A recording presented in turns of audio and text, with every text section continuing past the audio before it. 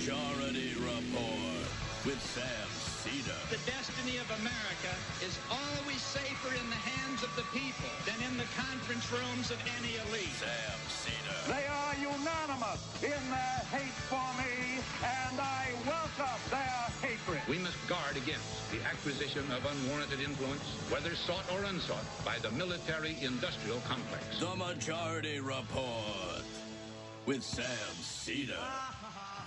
Ever get the feeling you've been cheated?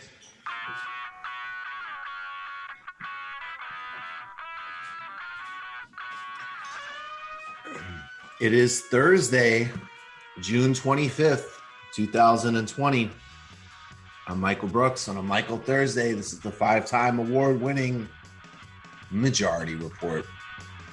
We're broadcasting live, multiple and different kinds of steps from the industrially ravaged Gowanus Canal in the heartlands of America, downtown Brooklyn, USA. On today's program, Murtaza Hussain from the Intercept. We're going to be talking about this couple in Brooklyn that are getting hit with draconian charges. They are accused of attempting to throw a Molotov cocktail in a already vandalized and empty police car.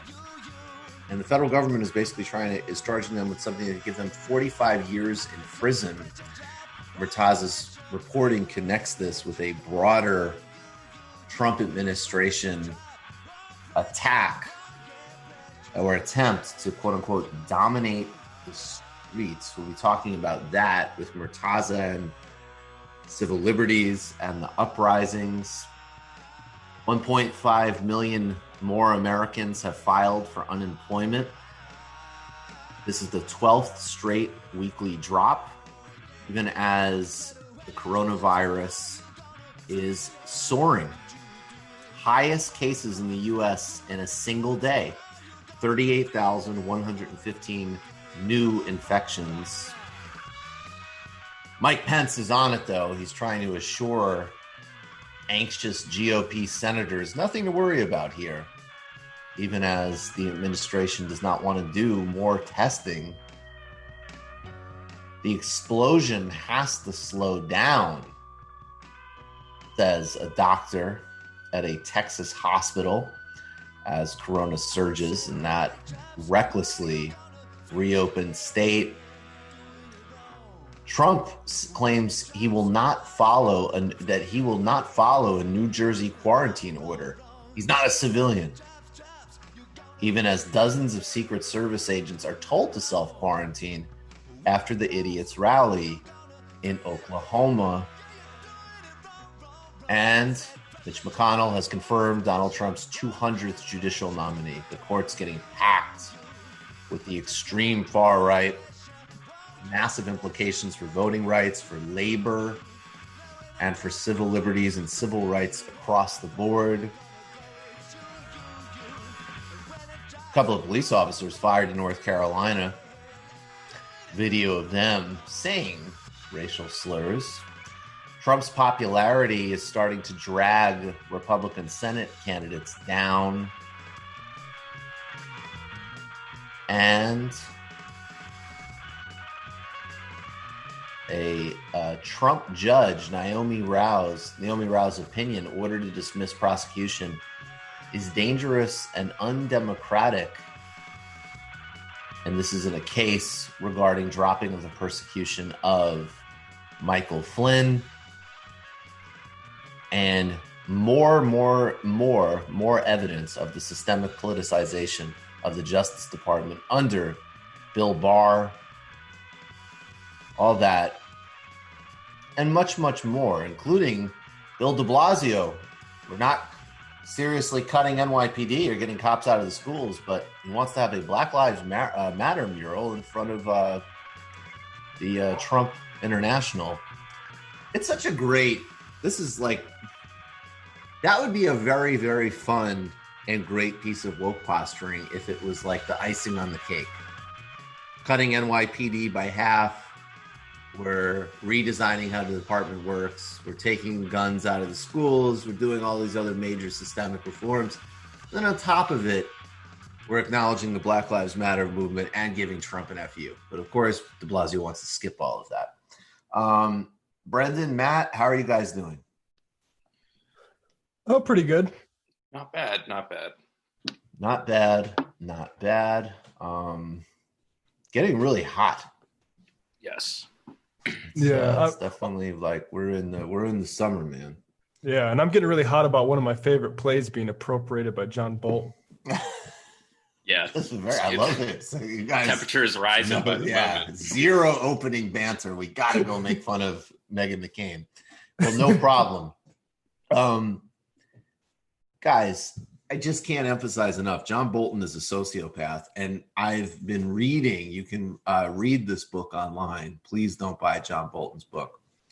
And as I say, in addition to Donald Trump, I totally believe, praising the Uyghur concentration camps to President Xi's face and doing nothing about that, praising it. He himself said, actually, Trump said the other day, I could raise that issue. We were in the middle of trade talks. And, you know, just generally being disgusting and corrupt. Obviously, we all believe that. We don't need a John Bolton book, but there's other moments in the book where it's Donald Trump is the good guy here. He's the one telling John basically like, we cannot do, and you know, let there be no mistake. Donald Trump has accelerated U.S. militarism across the globe. Drone strikes are up. Civilian casualties are up. He dropped the mother of all bombs, it's called, early on in Afghanistan. And even some troop withdrawals have actually been really redeployments. Like, well, sure, we won't have a phased out withdrawal from Syria. We actually will up-tempo the strikes, betray the Kurds, and then maybe redeploy some of those same troops to Saudi. So, I always just need that disclaimer that John Bolton is not good. And I mean, he might be one of the most just completely not good people in American public life, a vicious warmonger, and he wanted interventions in Iran, North Korea, and Venezuela. Now, what I am not mad at John Bolton about is using, apparently, I've never seen Hamilton, never listened to the soundtrack, but apparently, guys, John Bolton's book borrows from the Hamilton musical and its title. Is that right? News to me correct. As well. Yeah. Oh, what is the title of his book? What's the title of his book? Room Where It Happened. In or Where It Happened. Okay, Where It Happened. Room Where It Happened? Okay. Sorry. Yeah. Well, somebody is very aware of this, and somebody does not like it. And that somebody's father was named John McCain. What Kim Jong-un was trying to do to him. He was playing him. Ambassador Bolton, your book is the title of a key song from the huge hit Hamilton that's sung by Aaron Burr. Lin-Manuel Miranda, the creator of Hamilton, has vocally criticized your use of the title, tweeting about someone, quote, who borrows your song to title to write a cash-in book, who writes a cash-in book when they could have testified before Congress. Do you understand that the meaning of that song is, do you understand why it's a song about someone being unprincipled, not principled? And do you understand why it's insulting to those of us that are fans of Hamilton to co-opt art from Lin-Manuel Miranda for your own political purposes? Well, I think you've mischaracterized what was done. This title was derived by a lot of discussions about what it might be. You know, the phrase "in the room" is a phrase used in Washington 1,000 times a day. So it's a fair use, and I think it summarizes what we were trying to do. Do you understand why fans of Hamilton and Lin-Manuel Miranda would be angry at its use, though? Look, I'm a fan of Hamilton, too, and the exact story that song was predicated on was the critical deal where Hamilton, negotiating with Jefferson and Monroe, got the Southerners to agree for a federal assumption of all the state debts in exchange for the capital being put on the Potomac. That is one of the original compromises of American government, one of the most important things that happened. So I don't see why people should be upset about the depiction of that event, where to this date nobody really does exactly know what happened at that dinner in the room where that compromise was made. Sonny. Yes.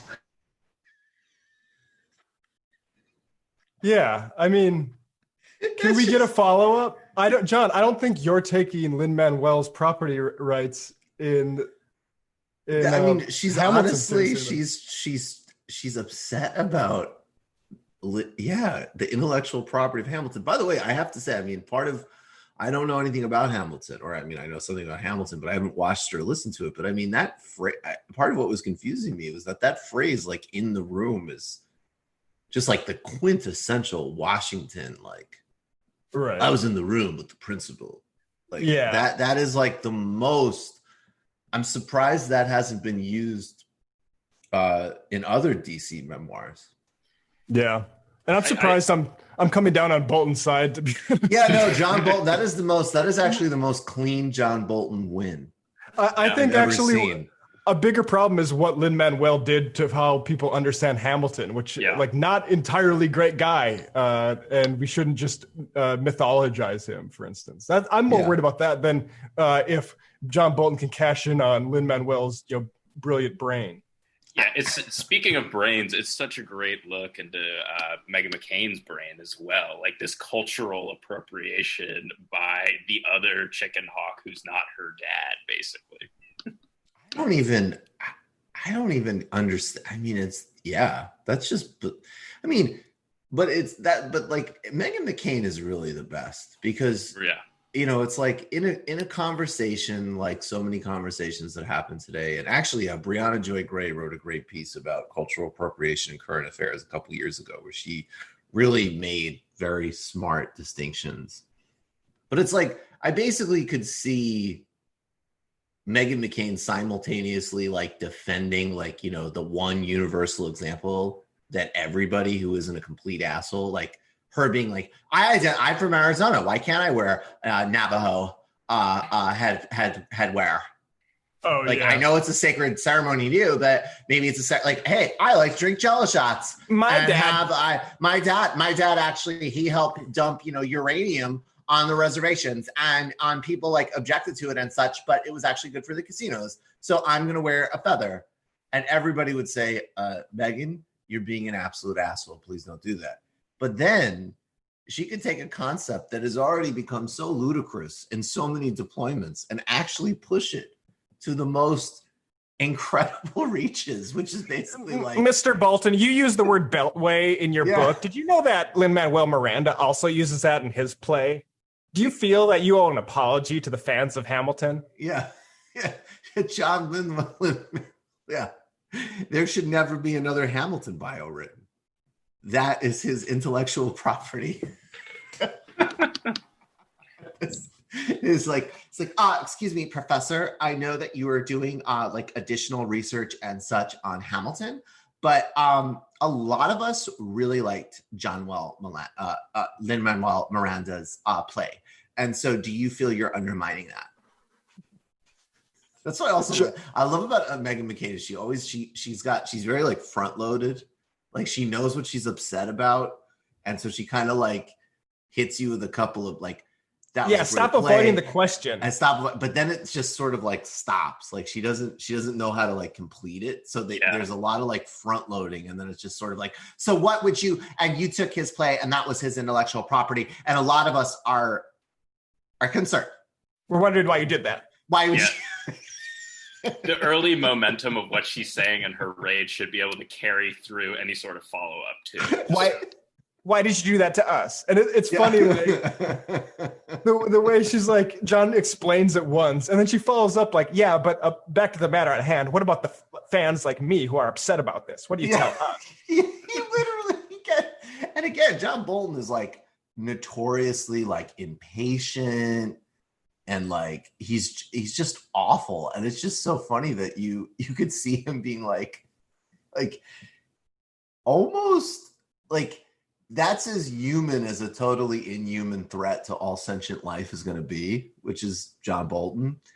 And he's like just sort of patiently like, well, it's actually pretty well-known nomenclature in DC. It sort of refers to being in a place, just kind of walks her through it. It's like, yeah, but that's my favorite play. Yeah, well, he's a poet, and you're just a big meanie. Yeah. He's a poet, and you didn't even get to bomb Iran, which my dad wanted. So whatever. All right, folks. We have joining us now, I guess, as I keep getting used to the no break rhythm, Murtaza Hussain. He's a writer, columnist, journalist for The Intercept. And he has a new piece, Trump. Two Brooklyn lawyers accused of throwing a Molotov cocktail are the public face of Trump's crackdown on dissent, which you can read in The Intercept. Murtaza, are you there? I'm here. You see me? Yes, I see you. Thanks so much. Thanks for doing this. How are you? My pleasure. Good to see you, man. Good to see you. Another a brother in quarantine beard here. Yeah, we're going full quarantine beard until normality returns. Yes, sir. Exactly. So can you remind us? I mean, this story, it already feels like ages ago, but it happens in the beginning of the uprisings, in the beginning of the protests against police racism and violence that were taking place across the country. And the first couple of nights in New York, and it's very important, and you point this out a lot in your article, the overwhelming reality was of a, just as there was nationwide, this hugely vicious and violent response by the NYPD, including driving a car into protesters, throwing a really, a very petite woman into the ground, giving her a concussion. I mean, these were of many, many, many, many examples. And then there was some, in the main, there's one story about one protester actually accused of literally trying to throw a Molotov cocktail at cops. I don't know anything about like that. That's one I don't know about as much. I'll look into. I actually learned about it from reading your article. But everything else was a question of property damage. And if we take immediately out of the gate that property damage is, regardless of what you think of it, is in no way analogous in any way, shape, or form to actually harming people. These stories of vandalism or whatever else were kind of greatly exaggerated. So this was an irresistible story to the press because it was two, successful young attorneys. And maybe you could just take us from there, explain who these people are, what they're accused of doing, and how they've, basically are in the process of being railroaded by the press and the judiciary. Totally.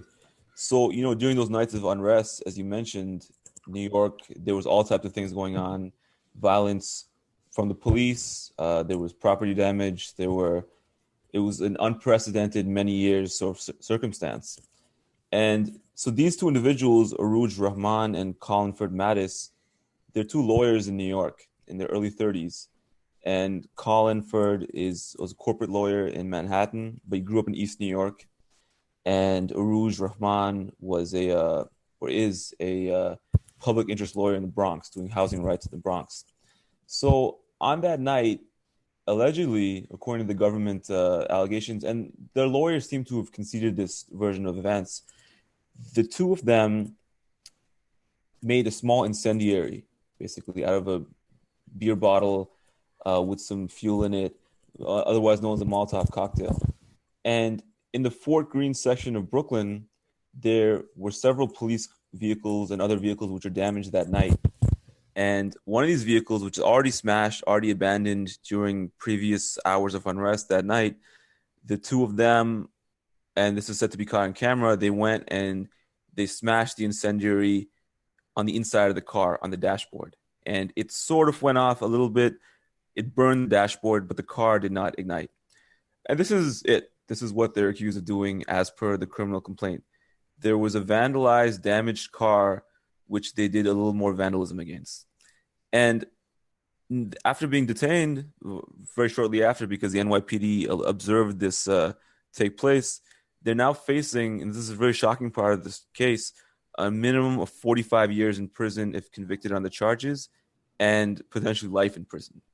Now, as you mentioned, there has been, from the moment these arrests happened, there were a very steady stream of leaks to the New York tabloids about the two of them. And the NYPD or the prosecutor's office or somebody was clearly coordinating this, because the framing of the story, it's a very effective and very interesting case study.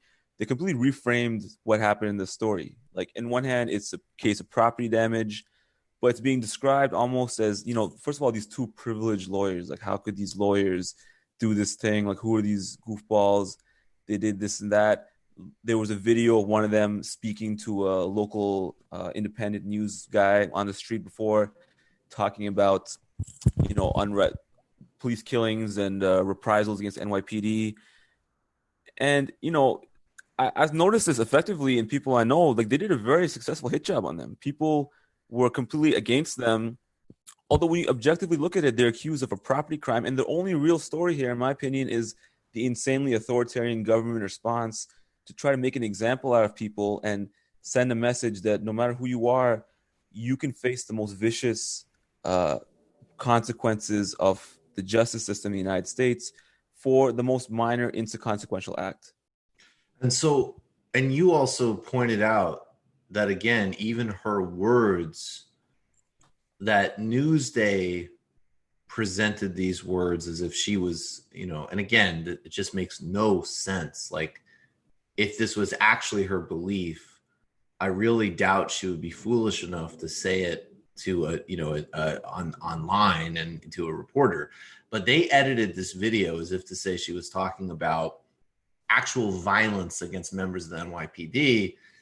When the full video was released, unedited, she's clearly talking and I think alluding to, look, people burned down, the 53rd, I don't remember the name of the precinct in Minneapolis. They burned down the precinct where the murderers of George Floyd came from. That's what she was alluding to. She was not talking about hurting individuals, but it was framed in the press as her talking about, going out and specifically trying to harm people.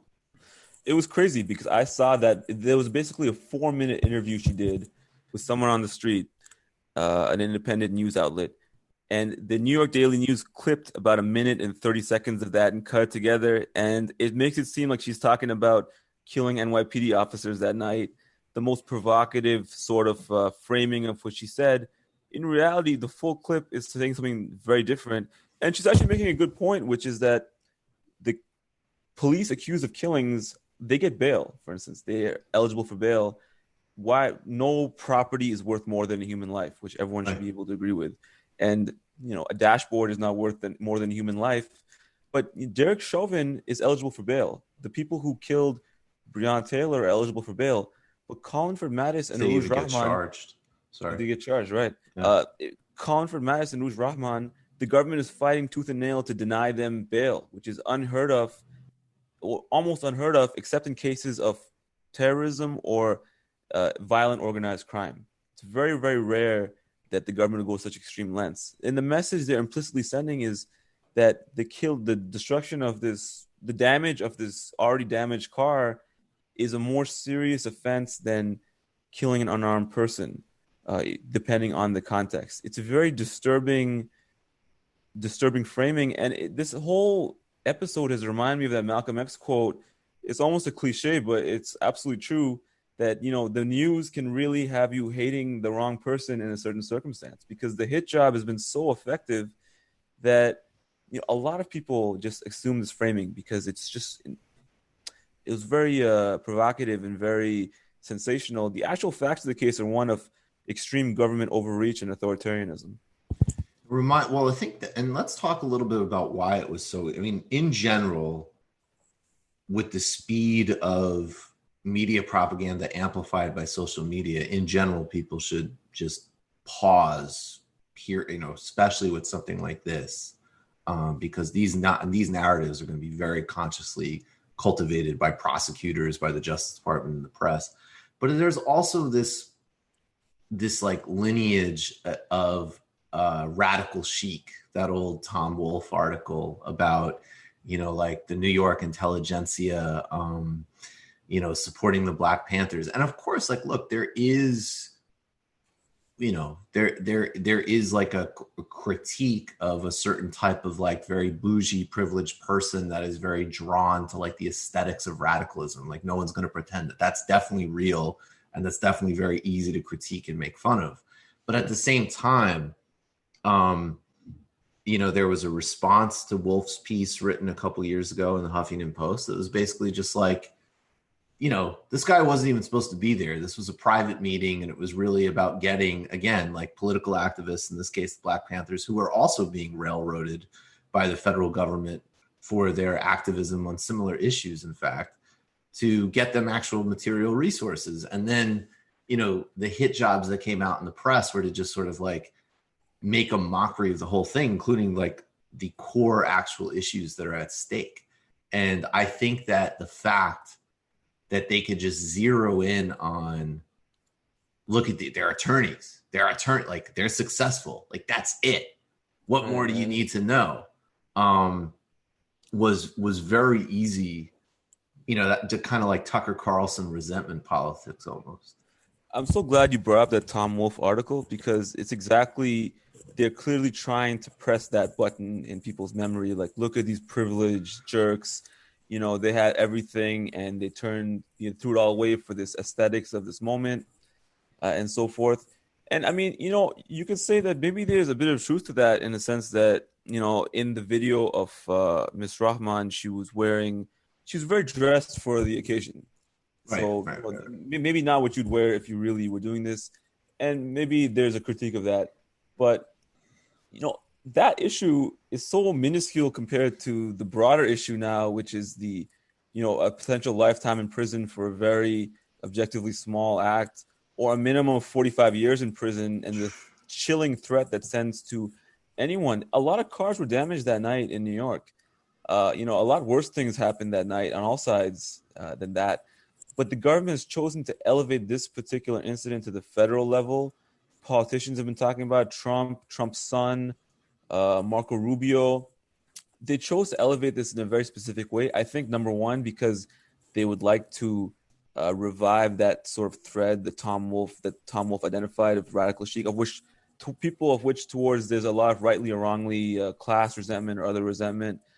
And they're trying to, I think also there's a kind of a racial angle to it too, because these two, it's kind of like the framing, even some of the more nuanced stories in CNN and New York Times, they're like, these people, they were success stories. They had everything. They come from the Jamaican or Pakistani backgrounds. And then they threw it all the way, turned against everything, turned against society. But if you actually look at what happened, they didn't do the Boston Marathon bombing. They didn't go and fight for a foreign terrorist group or something. They were doing something on behalf of other Americans as they saw it. Americans were suffering from the violence of the judicial system, the police system, and they did a symbolic act of property damage. That's not radicalization, and that's not, what people are trying to imply. There's a very sort of ugly subtext to this. And, when you see a particular case of the thousands of people being arrested, one being heavily promoted by the government in press releases, there's always a political reason for it. Yeah, so talk more about that political reason, and you connect it with Bill Barr, as an example. I mean, they've had to acknowledge, even though they still soft pedal it, that like the murder of George Floyd was unjust or something. They use these sort of softer words around a public murder captured on a cell phone, but they sort of get that up front, and then they feed this into this whole conspiracy matrix about Antifa or whatever that they're using to really wage a systemic assault on people's basic capacity to protest in any way. They clearly, in Barr's statement about the the recent unrest at that time. I think this was earlier this month. He issued it. Basically, he is laying down a marker that, we're not saying that this killing was good. We're going to look into it, but we're going to come down extremely harshly on any serious expression of public dissent. And this case, which the press release was issued in connection to, is not necessarily the most seriously violent thing that happened at all during the protest. There were a lot of people who were shot by the police who lost eyes. There were tear gassings, beatings. A few people died. There were some police officers who were shot. They were run over by cars. This was a very strange thing to choose as your example of, the red line. And it's all to create a perception in people's minds of fear that, the line is all the way over here. Don't even think of coming close to it because you could face something that you could never imagine. 45 years in jail, a lifetime in jail. You should not even know where the line is, because on a night like that in New York, when all types of things were happening, who would have thought that this is a thing that would be considered the most egregious, that would lead to consequences which are not seen for murders or other heinous crimes? It's specifically calculated to send a message of uncertainty and fear towards those who would go out and protest or engage in any sort of uncontrollable action from the viewpoint of the government. What are the legal responses so far in terms of what is the legal team saying and their legal team and others about the nature of these charges and what their strategy is? Well, at the present, they're still trying to get them bail because they had bail for a day or two, and then it was appealed by the government, and they're back in prison now. So essentially, I was listening on a hearing the other day. The lawyers seem to be conceding that they did this thing, but these people, if you look at their whole life, you're judging their whole life by 1 hour of their life, and you're making it seem like they're more dangerous than they're the number one top percentile of most dangerous people in the country, and this is why they cannot be let out on bail. Whereas the actual allegation, the framing and the political framing and the judicial framing of this case is so out of proportion to the actual allegation, which is what the lawyers seem to be highlighting, that look, they burned a dashboard. The car was smashed. That dashboard did not have a wife and kids at home. The dashboard will, it'll recover. They'll get another dashboard. But it's being described as this heinous crime with necessitating extreme consequences, but also extreme control measures.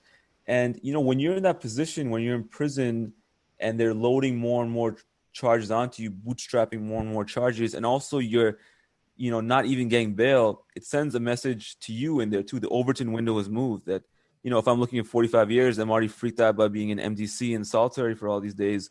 Maybe 7 years is not so bad, or maybe 10 years is not so bad. When in reality, it's really bad for the actual crime. It's insane. It's just the Overton window's moving, and they're trying to move it as far as they can in this case. What would you say the role of the public relations war in this is? This was the first piece. I mean, I remember when this first happened, I caught it in the headlines. I definitely, I had a concern that, right out of the gate, if this case is getting covered like this, they're going to get really ridiculous draconian charges against them. And then, it sort of went off my radar until I read your piece.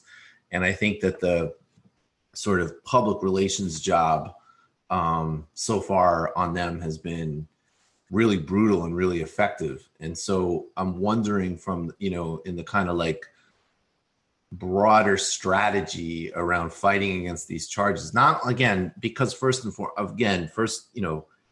it's cruel and totally unfair to these two and no sane person could possibly agree that they should spend, time in prison for burning a dashboard that they knew, there's no, again, just to really reiterate, there's no one in the Justice Department, prosecutors, no one has put forward the idea that they thought police were in the car, that they thought they were harming any sentient being. This was purely, a symbolic property act.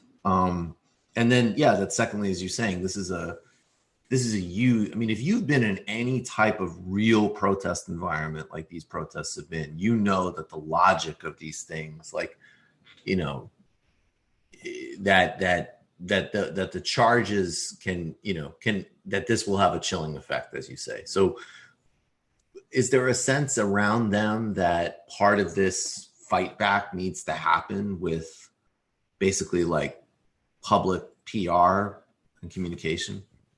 In my opinion, this is all they have is the public perception in this case. And I think that's why the government went to such a great extent right away to start waging that PR battle through the tabloids, because they're trying to generate the sense these are unsympathetic defendants in any case, and tapping into exactly the Tom Wolfe stereotype that you mentioned. And if they can drain public sympathy and even drain public attention from this case, they can give them any sentence they want, and they can announce it at the end as this is the line, has been a line in the sand for anyone who tries to engage in serious unrest in the future. And they always try to pick either unsympathetic defendants or make the defendants look unsympathetic as possible, down to very dirty tricks like editing videos to make them seem more incendiary and things like that. I think that the only way that this ends somewhat well for these people in this case, but also the precedent going forward, is if it becomes a public issue. Because as you said, no sane person can look at this and think this is proportional or normal. And, take away what, I'm not even defending what they did. It's like, they just did something small, but you don't have to say it's great. Or the way that they framed their own actions, maybe it was a little provocative or whatever. But that's such a minuscule thing in relation to the actual issue here. That's why I was very mad at the New York Times and CNN story, because these are not tabloids. They took a lot of time to report this. They accepted the government framing. They're like, well, it was like, how could they do this? And like, how could they do what? They didn't really do anything. They didn't do anything. So, I mean, look, you could say, it's so funny. And if we were in a sane world, you could say it was stupid. You could even make fun of them a little bit. Like, oh, really? Like the car was already burned and now you're going to get your little moment. I mean, look, there's plenty of ways but all of that goes out the window and they're trying to completely destroy these two people's lives. It's crazy. It's absolutely nuts. And they're trying to make it seem like these guys did a mass shooting or something like that. Right. That's the framing of it. Whereas in reality, it's just unbelievable. And, I'll be making fun of them right now if they weren't looking at 45 to life. Now I'm actually very chilled. And if this passes, and even if they plead to a very serious, relatively serious, like several years in jail to this, that's awful. And like if they get, let's say they get 5 years. Awful. That's awful. That'll send a chilling effect, an absolutely chilling effect. Their lives are destroyed in a million different ways. Who's going to feel comfortable protesting in any way outside of very defined control bounds in the future? Like no one should if that happens. Right. And this is where, and there's like a slew of laws that people should look in that started mostly at the state level to criminalize nonviolent protest and civil disobedience radically. And I just think like people need to know, like, you can have whatever, I think, hurting people, innocent people obviously needs to be rejected. You can feel whatever way you feel about property damage. And then if you have any kind of seriousness about politics, you recognize that in order for a protest to do anything, it can't just be like, okay, like this is where you have a permit and you can like sit in your little box and wave your signs for an hour. Like it has to,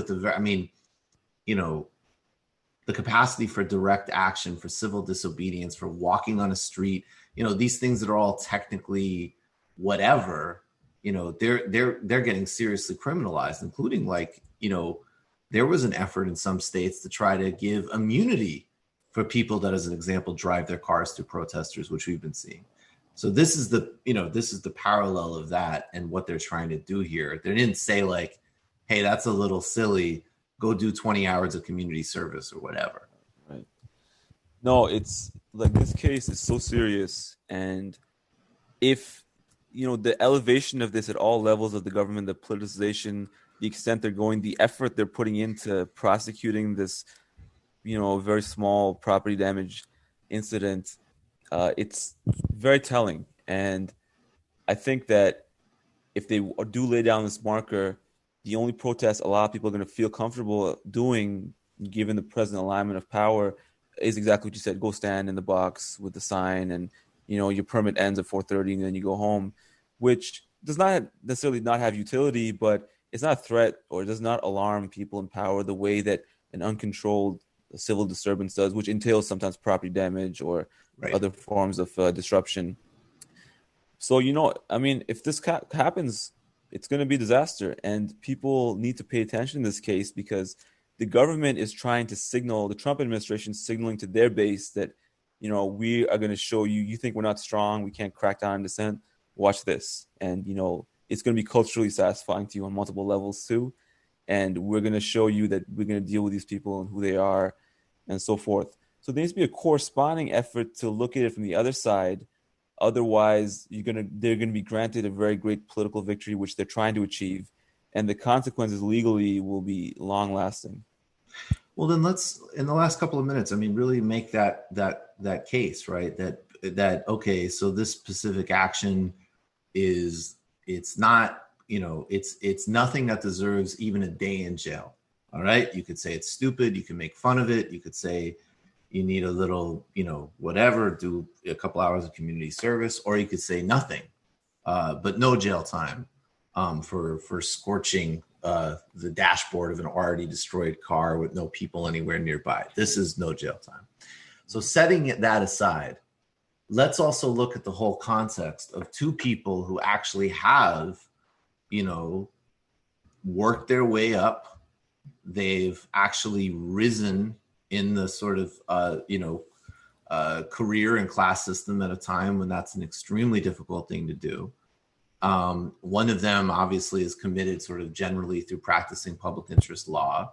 And they have decided that, in spite of that they're not going to just sort of sit at home in a comfortable circumstance. Because one of the things people have pointed out, which is true, that part of the reason that some of the protests and willingness to take risks have been so intense is because there's a mass unemployment crisis in this country, and that makes people's calculus different. And that is totally true. These people were courageous enough with secure jobs, secure overall pretty desirable jobs, to still say that they're going to go out and make a mark against police murder, police brutality, and racism in this country. That's extraordinarily admirable. This is the thing too. They've been trying to portray them in this radical chic way, but these people actually, it's not that they were handed everything. They came from great adversity to get this. Colin Mattis grew up in East New York, which is an extremely rough neighborhood of Brooklyn, and he, his lost his parents. He was in the process of adopting these foster kids. He came from great adversity to become who he was. And Aruj Rahman, working class immigrant in Brooklyn, doing public interest law in the Bronx. There's something happening in the country that makes people feel that the normal channels to address obvious injustices are no longer, working. So when that happens, people will act outside the system. And they didn't go and kill somebody or attack a police officer or try to do anything like that. They engaged in a symbolic act of property damage to express protest as what they feel as, as we all observe, as great injustices happening on a daily basis, which they cannot address. This is actually a very admirable thing. It's not absolutely. It's actually not even what they're making it seem like, but their character assassination that's been going on has been so thorough that they're trying to, make people either accept it or even side with them and celebrate this as, getting these people who, ingrates who did this thing that, was so stupid. It's actually, the framing is all wrong. And, I think it behooves us to pay as much attention as possible to this case, because without that attention, these people will be in very, very dire straits. Yeah. So how do you think, other than, people using social media platforms or whatever, do you think it's even worth, looping back with the reporters for New York Times and CNN as an example and saying hey, your initial reporting on this was garbage. You should relook at this. Maybe talk to the, his parents have passed, but she still has family. It's a very serious human dimension to this. And it was completely and viciously misrepresented. again, with irony of all ironies, especially in like these kind of like resistance outlets, it's like because you're uncritically accepting the propaganda of an administration that every second you're talking about how dishonest they are. And well, yeah, they are, right. You know, it's this thing has bothered me so much, and Wesley Lowery actually wrote about it in an op-ed recently in the Times. It's that there's this mode of reporting which is rewriting the press releases. This is a very common form of reporting. Let's take the government press release. Let's, change the sentences around a little bit, add a few new words, and let's add a little, like, few things to it too, maybe, just to flesh it out a bit. But the core of it is the government press release. There's not attempt to reconceptualize what happened or look at it from any other perspective. Even in this case, when it's so glaring, I'll tell you something. In the context of this case, several dozen former prosecutors issued a statement criticizing the government for refusing to grant them bail. It's the extreme step of doing this. Former prosecutors. The CNN story described this as an unusual step. Like, why would they do that? That's, very strange, given these people are radicalized and all this stuff. So, I mean, they're acting as handmaidens, helping shuffle the process along of these people into jail and further cementing the authoritarianism of which they're so vocally in rhetoric against.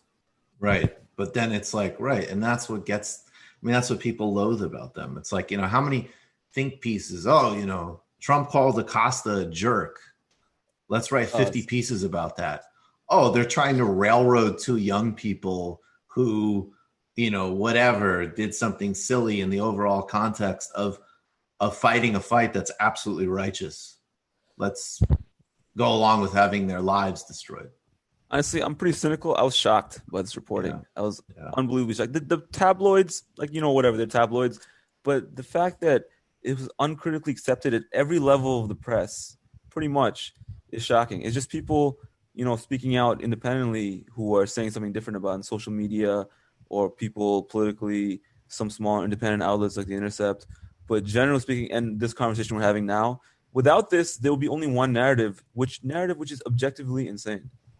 Objectively insane. Well, Murtaza Hussain, thank you so much. It's a great piece. Everybody, please read it. And then really, this is one where actually social media amplification is important because they got absolutely the spin job, the hit job was on them quick. And then these charges are absolutely malevolent and dangerous for anybody that cares about civil liberties of any kind. So Murtaza, thank you so much, man. Appreciate it. And will you continue to be covering this and writing on it? I will. We'll keep covering it. Great. Well, everybody find all of Murtaza's great work at The Intercept. Thanks, man. Thanks, man. Good to see you. Appreciate it. Take care. Be well. All right, folks. We are going to go to the fun half shortly. I guess Jamie is not with us today. She is making the very sensible decision to get some vacation time. Whew. Me nice. dead. Seems like a very, very smart move. But we got a bunch of sound and other stuff to get to in the fun half, so we'll get to that. Become a member of the Majority Report today, majority.fm/become a member. That's how this show stays independent, gives you the real stuff like that conversation with Murtaza. That is just an absolutely appalling story. People really need to get up on the public aspect of defending those two. It takes me right back to one of the first interviews I ever did on a Michael Monday way back in the day with when I first started here with Murtaza. I think it was about the New Jersey case with the Muslim teenagers being set up. Yeah, he's so good on these sorts of stories. Absolutely. No, he's really, really good. All right. Majority.fm/become a member. On Tuesday's Michael Brooks show, we talked to William Shockey from Africa as a Country about policing in South Africa, post-apartheid, Black Lives Matter, the lessons and mergence between the two, and why it all goes back fundamentally to capital. Ronan Burton Shaw covered the last 10 years in the left, from Syriza through Bernie, and the strategy moving forward.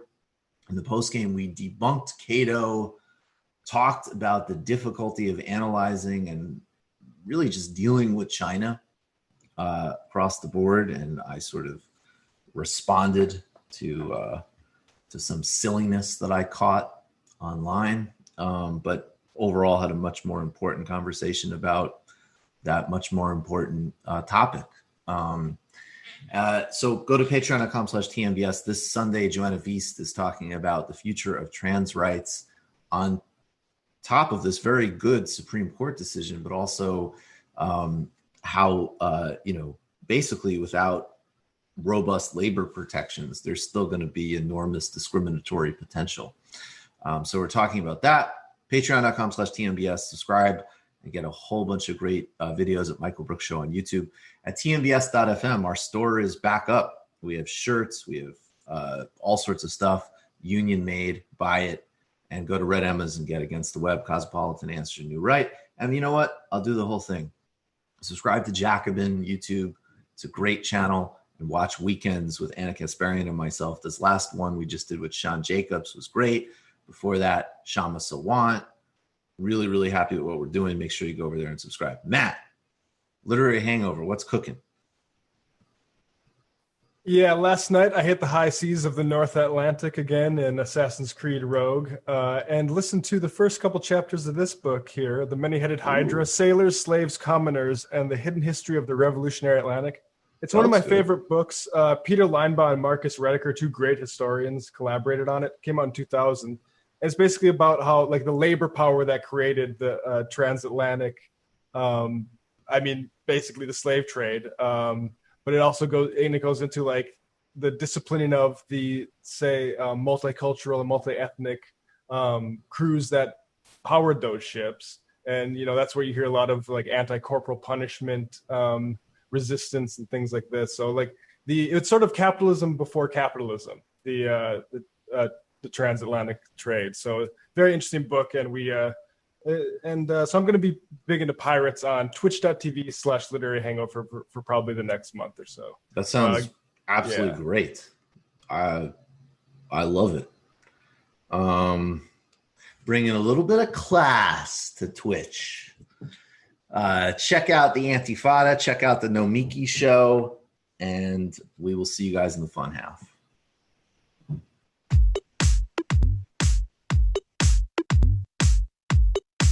Left is best. Jamie and I may have a disagreement. Yeah, you can't just say whatever you want about people just because you're rich. I have an absolute right to mock them on YouTube. He's up there buggy whipping like he's the boss. I am not your employer. I'm tired of the negativity. I'm sorry, I didn't mean to upset you. You're nervous? You're a little bit upset? You're riled up? Yeah, maybe you should rethink your defense of that, you fucking idiots. We're just going to get rid of you. All right. But dude. You want to smoke this joint? Yes. Do you feel like you are a dinosaur? That's a good shit. Exactly. I'm happy now. It's a win-win. It's a win-win-win. Oh, hell yeah. Now listen to me. 2, 3, 4, 5 times. 847-906-501-457. 2, 38, 56, 27. 1/2. 5 8s. 3.9 billion. Wow. He's the ultimate math nerd. Don't you see? Why don't you get a real job instead of spewing vitriol and hatred, you left-wing Limbaugh? Everybody's taking their dumb juice today. Come on, Sammy. Dance, dance, dance.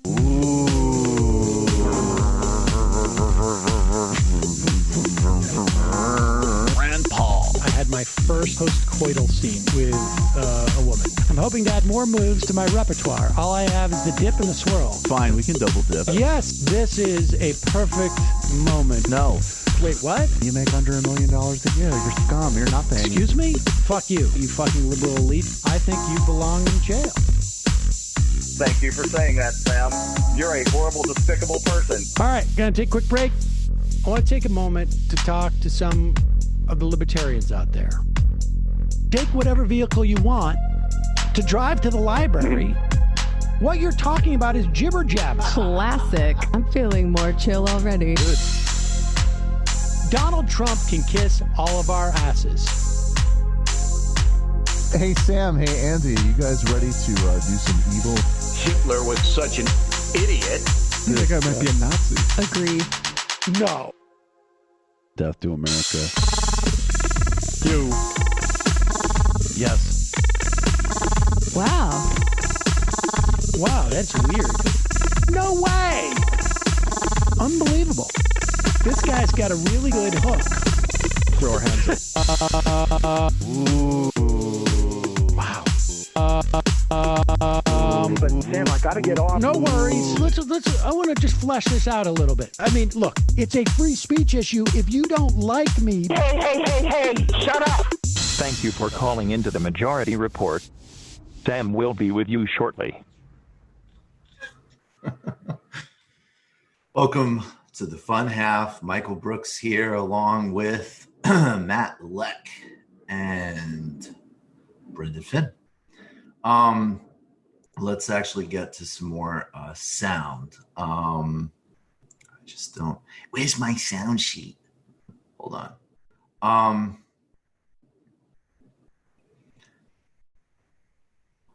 Let's see.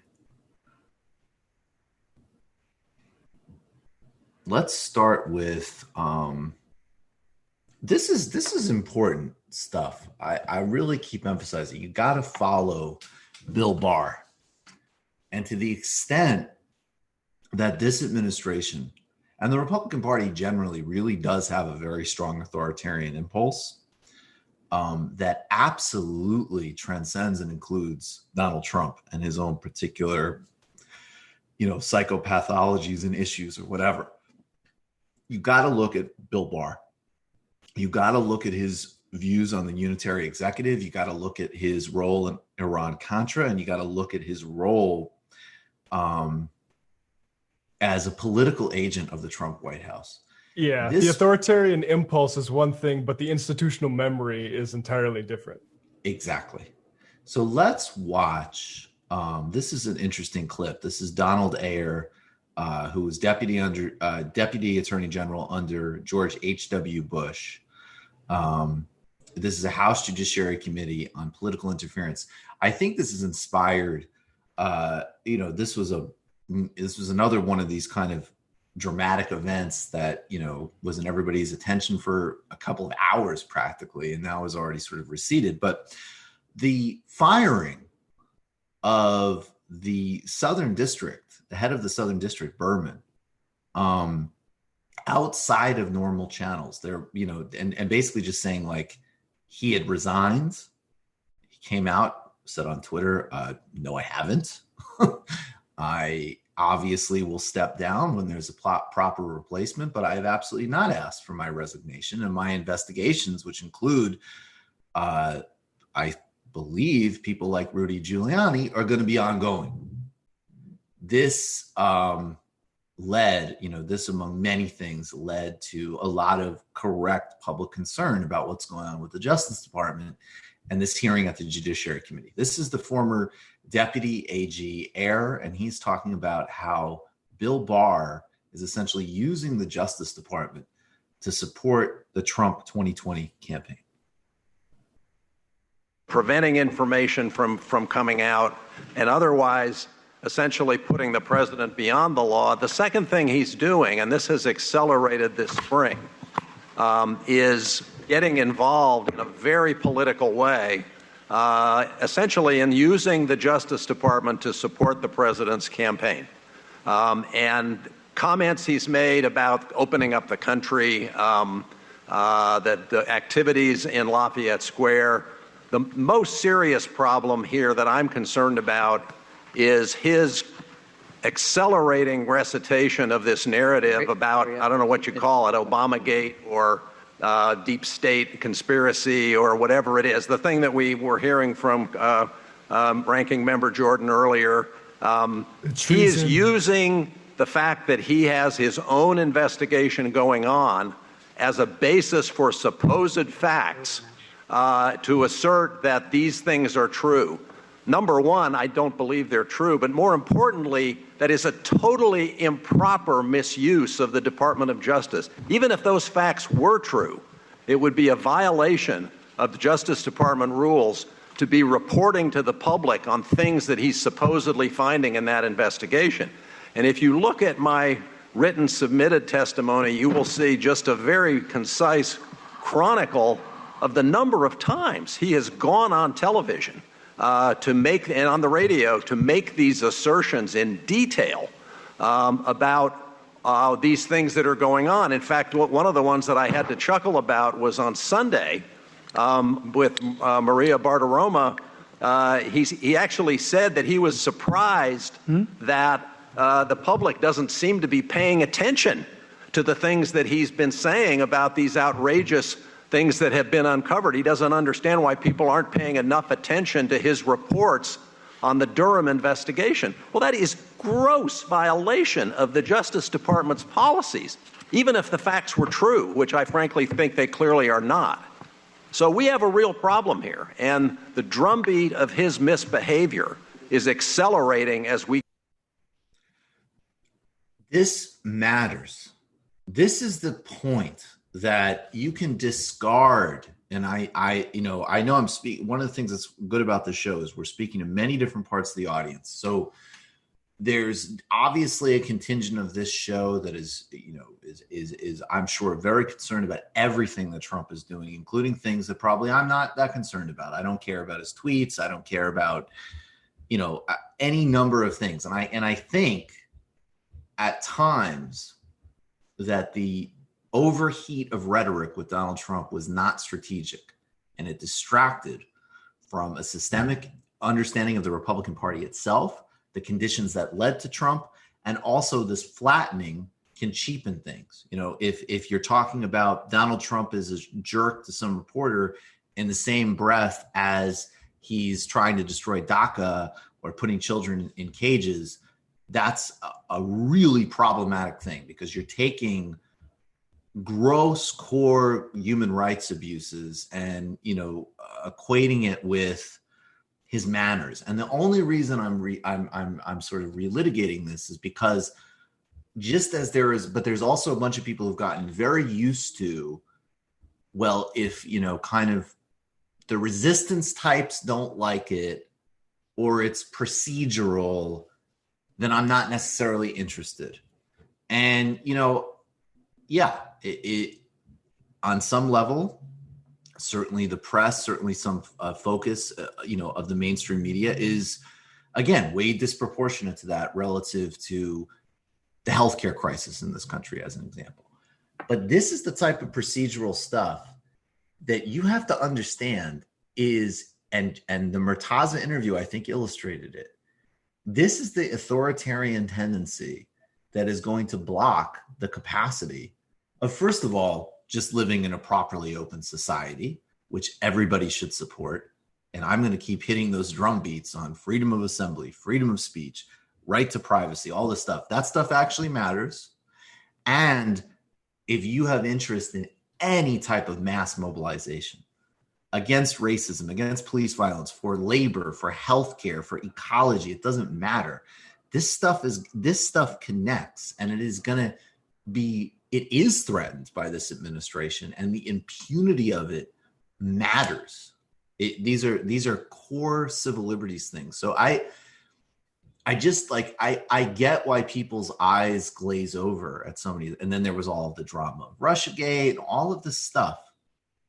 The Southern District story matters, and how Bill Barr is using his office in the election matters. And you really need to look at those as distinct trains. They're a massive threat. Yeah, it's something I think to recalibrate now that it looks like Biden's in a strong position, which is that I think the initial reaction is like, this stuff doesn't matter. The cynical reaction to a lot of this generic stuff is this doesn't matter, and also it's not effective.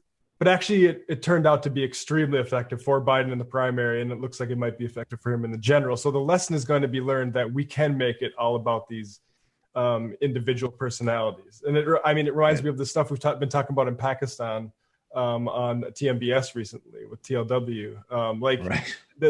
The lesson is going to be learned by these people that, yeah, we can sink these guys on personality basis, because frankly, that's what Trump did with Hillary in 2016 too. So I think we need to calibrate, not that this stuff is ineffective, because it is effective, but it's not effective for us. Right. Absolutely. And that it's not effective for us, and that there is a radical distinction that gets conflated all the time, particularly in the anti-Trump resistance world, between personality issues and procedure issues and like actual like threats to core civil liberties. And again, even there, if you want to contextualize them, I mean, this is like everything else with Trump. This is an exaggeration and an expansion on stuff you can find both legal and legally questionable roots in. You know, Bill Clinton signing the Effectiveness and Death Penalty Act in the mid-1990s. The Karl Rove, you know, going after a district attorney, federal prosecutors across the country because of basically trying to like make up, you know, fake voting scandals, basically, right? We talked about that yesterday. So there is a continuum. But Bill Barr is going to be the guy. Like, if there is any person who has institutional capacity, and I'm very, you know, I'm just, particularly with Biden as the nominee, like, you know, I'm sorry, like Donald Trump does not have institutional support behind him to like not leave office. I just don't buy it and I don't see it.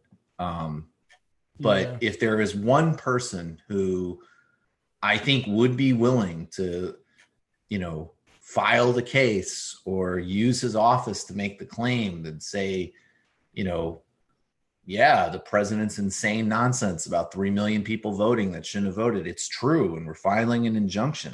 That would be Bill Barr.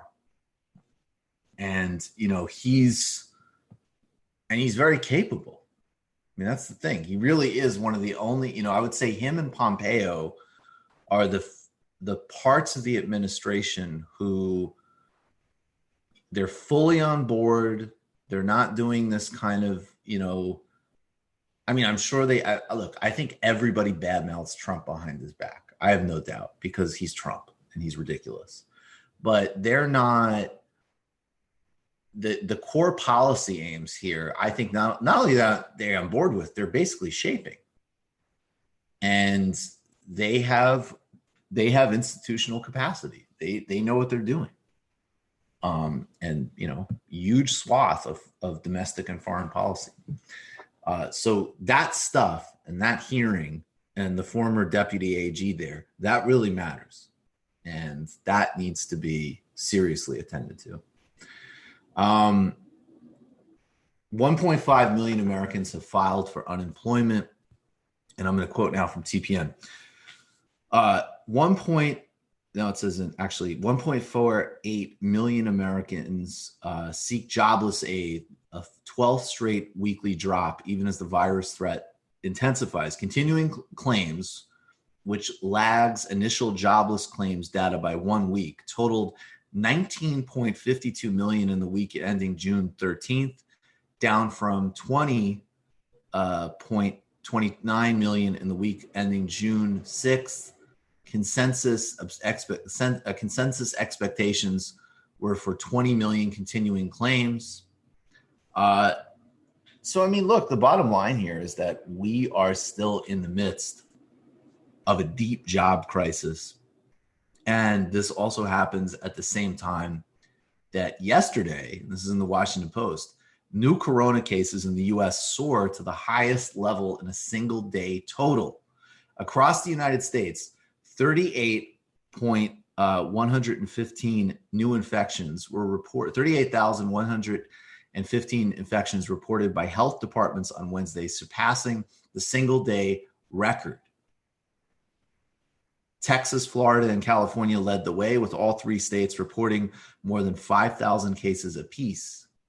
3 states, California, Florida, and Oklahoma, reported record highs in a new single-day coronavirus cases, while hospitalization hit a peak in Arizona, where intensive care units have quickly filled. I was mentioning yesterday this piece in the Financial Times that South Korea, which is basically the global gold standard. I mean, there's success in different places. There's been success in, say, Kerala, success in Vietnam, different relative success in Europe. And then, of course, you know, the United States, Brazil, absolute catastrophes. The UK, mostly a catastrophe. But South Korea, both in terms of the comprehensiveness of their healthcare system, the capacity to do tracing, and also, frankly, the infrastructure of democracy and openness around it. China's been very successful in some ways, but we obviously have not had an open process from them. They are having serious problems reopening. They are in bad shape. They're getting new infections. Now, if we've seen, Texas and other states with no real public health infrastructure, they're, now just finally belatedly asking people to put on masks. So we don't have an infrastructure in the context here. And we're already off to reopening at a time when we're just completely unprepared. And obviously the political calculus, I think the political calculus from the Republicans and many Democrats, look, it's very clear. It's like, number one, we don't, and this started several weeks ago with, we don't want to pay out unemployment insurance. Nobody wants to do a comprehensive social safety net. If we had a comprehensive social safety net and froze rent, people could just stay home and be fine. And that would be the obvious, humane, and scientific thing to do. Then I think, we have to be really blunt. I have no doubt the Republicans looked at the numbers and were like, Black people, poor people, who cares? In addition, those aren't our voters. In addition to the fact that we want to discipline the labor market. So, I hate to put out pessimism about it, but I just don't see, there is not a context for this to recede. I am sure that Donald Trump's fever dream is that there is an October surprise of a vaccine. And I doubt it. And good luck. I'm sure he'll say that they have a vaccine. And by the way, I don't doubt that at all. Whether or not it's the actual vaccine, whether or not it actually works, whether or not it can be deployed. People will trust it. Whether or not people would. That fast. Would you trust a single medical piece of advice that Donald Trump has said? No. Of course not, right? You have to be insane to. I wouldn't trust a vaccine produced by his administration. Of course not. Honestly, how could you?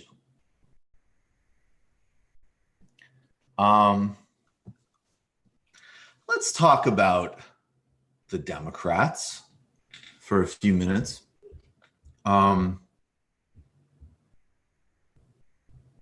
It's very important. This has been like the dual warfare that people on the left are still involved in, right? Do you remember the first major public policy push of Donald Trump and the Republican Congress was to destroy Obamacare, which, the two core things would be to reverse the Medicaid expansion. So tens of millions of people lose, or I think about 18 or 20 million people lose their health insurance. And then it would get rid of basically just consumer protections, really vital consumer protections. People with pre-existing conditions can purchase health insurance, right? And then it would mess with the exchanges. And we're in a position where we have to fight to stop this. And people should always remember that Bernie Sanders was instrumental in the fight to save Obamacare, actually, even as Obamacare is materially insufficient. Like, the results are in. Okay, like, cost controls have not stayed in range. It's still priced out and out of reach for many people. I think if you go back to the initial design of Obamacare, a guy named Jacob Hacker at Yale was involved, was very instrumental in writing this. And the public option wasn't just like a sop to progressives at the time. It wasn't just like the nice liberal thing to do. It was how the thing was structured. The public option was the mechanism through which you could keep prices down on the exchanges. Without that public option, that has not happened. So, and we've seen recently the rates of uninsured have, of course, started to go up. Then with Corona, now we're in a whole other level of emergency because millions of people are losing their employee-based insurance, which Joe Biden and all these other people were so assured that they were so thrilled with and was so sustainable. And that, of course, still goes on with the chronic problems that we still have. Millions of people are uninsured. Tens of thousands of people die, premature deaths because of that. And then also that a lot of people who have health insurance are underinsured, right? And that this is still an overall pricing problem. So you still need single payer Medicare for all. And there's no system. I mean, whatever way you want to look at it. And there's all these kind of like micro debates that some of us got lost in. I'll confess myself to some extent about like what is the role, can private insurance be allowed or not allowed or whatever. I would still, by the way, tend to err on the side of no.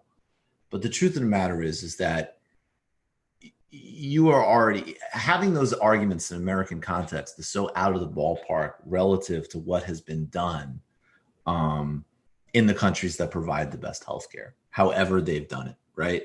They have comprehensive public universal healthcare.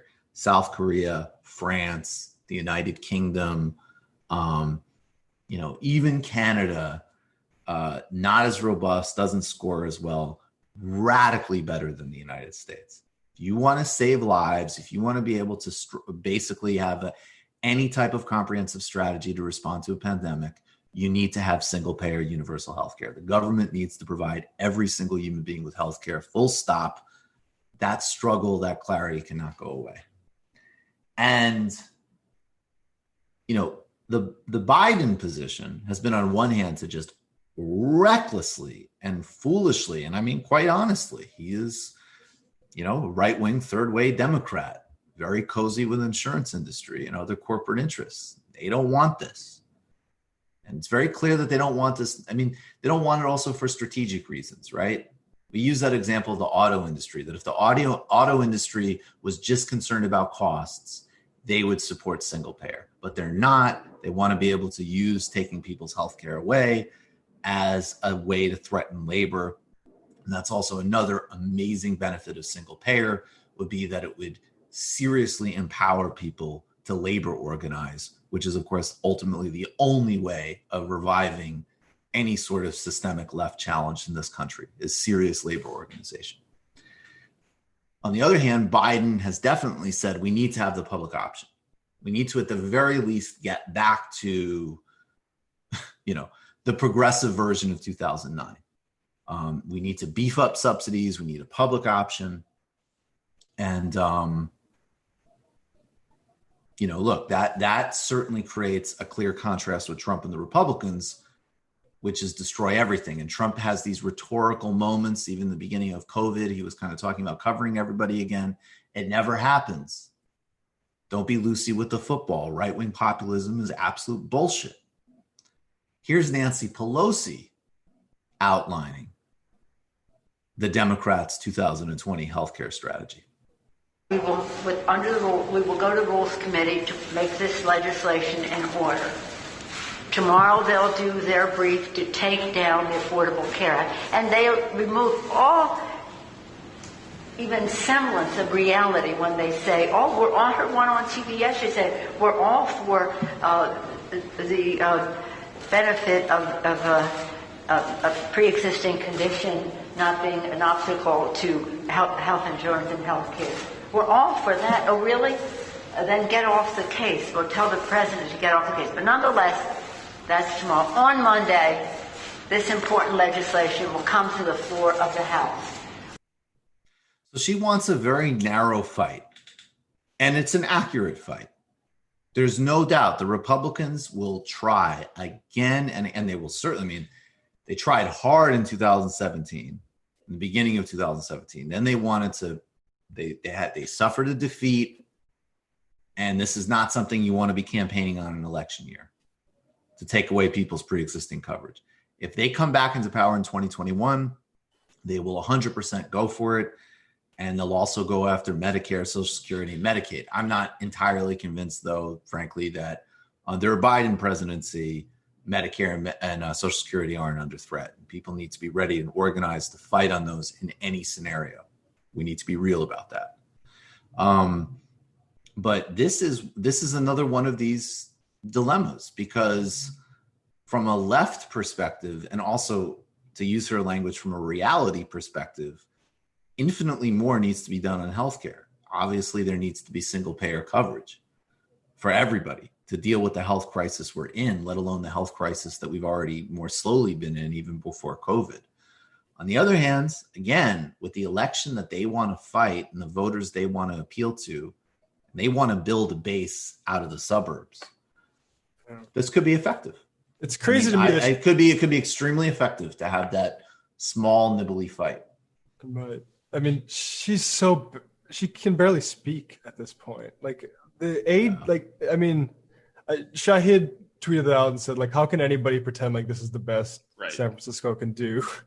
And it's just like, it's terrifying that like these are the people who are leading this sort of fight.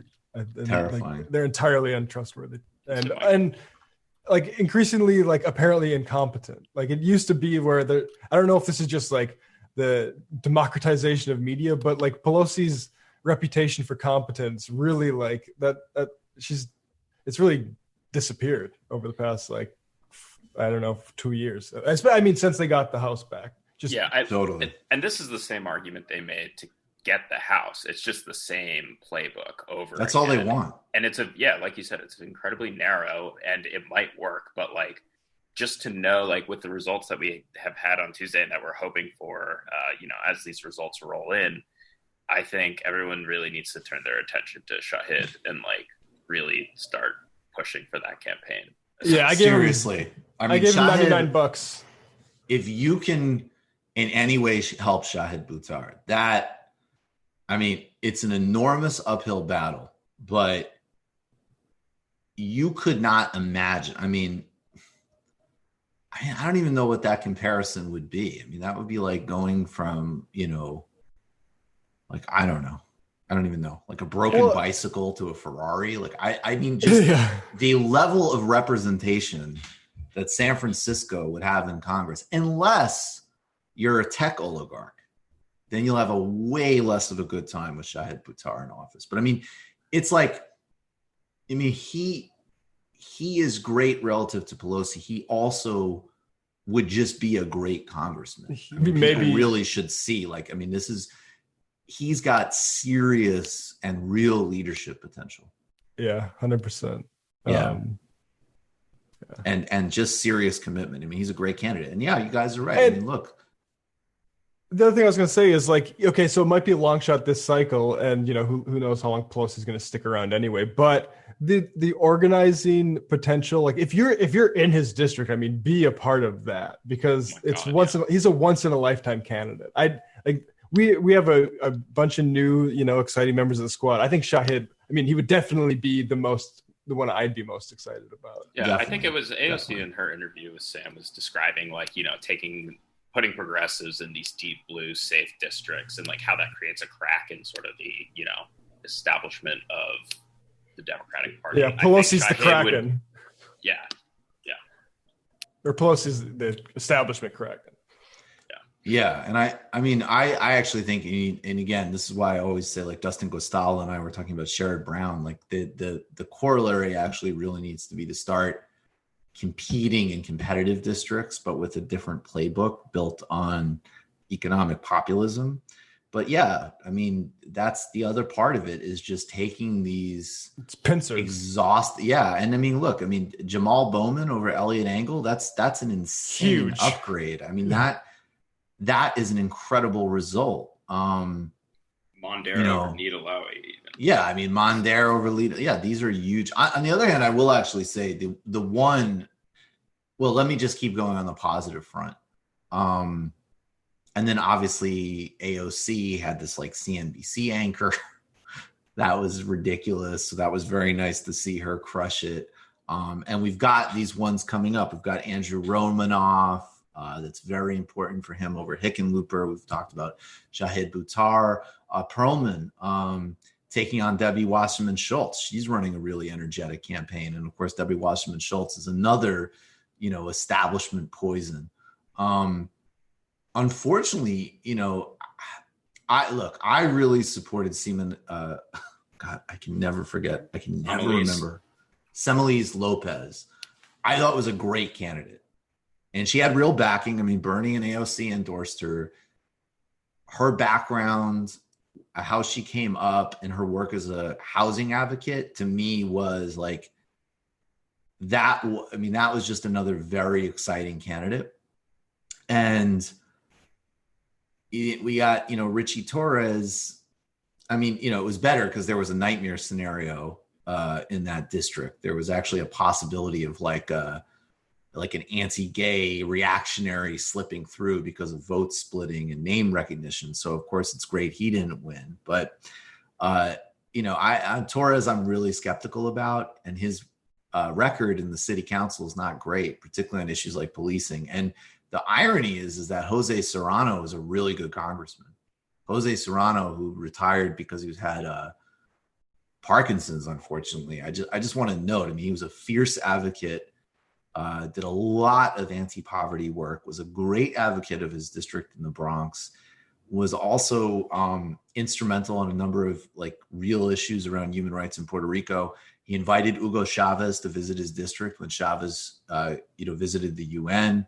And so was also a strong critic of U.S. foreign policy and interference in Latin America. And so he was a really good congressperson. That's the only sort of downgrade. And, other people that made a dent that we have to look out for in the future are definitely, I would say, I really like Isaiah James and Lauren Ashcroft. I really appreciate their campaigns. Yep. I really, really appreciate their campaigns. And, and then there was other, the state is so important. I mean, Jabari Brisport getting in there, that's a huge win. Julia Salazar returning. And there needs to be more of that. I mean, people running on local and state level on left platforms. So that was great. And do we know the latest? What is the latest status with Charlie Brooker? That was the other exciting thing. Charles Booker with, I think, about 70% of the vote in now is up 3.5%. He's up by 3,000 votes. It's going to be look, guys, that's still a 99-1 race. But if he is the nominee, talk about the quintessential good versus evil race in the country. Yeah. That's If I was Amy McGrath and a candidate who just turned out to be so much better than me in every single way was pulling ahead, I would simply concede the race to Booker and go about my merry way and, I don't know, be a MSNBC pundit or whatever her next. Yeah, I'm sure she would get on MSNBC. She's so... she's an ultimate insult. This whole parachuted into we can give this state a Democrat. Let's just make her this generic work across the aisle person. Her existence is really insulting to me. Yeah, and I think she should go away. To that point, to correct myself, it's 79% of the vote, and he's up by about 3,000 votes. Okay. If he pulls this off, this is according to Alex Salmon at the Prospect. If he pulls this off, no Senate committee pick has lost in over a decade, and nobody spent this much money and had such a deficit against them as Charles Booker in this race. So in the first day, I believe it was the first interview that she announced on. I think it was on Morning Joe. I could be wrong, but I think it was on Morning Joe. She said, and it was very, very, very Democrat, very too clever by half. Trump's popular in Kentucky. So she basically said, and she took, some of Trump's dishonest populism and face value. And she kind of said, I don't remember what the specific issue was, but she basically was well, actually there's some issues that, Mitch McConnell isn't helping the president on. And I'd be willing to work with him. So one, whatever, it's just stupid. Nobody buys it. If you're a serious Trump supporter, you're going to vote for the Republican option. But the idea the way she did that before a Democratic primary, where it's like, look, this is still a Southern state. This is like, you are going to need to win and earn the support of African-American voters, of Black voters.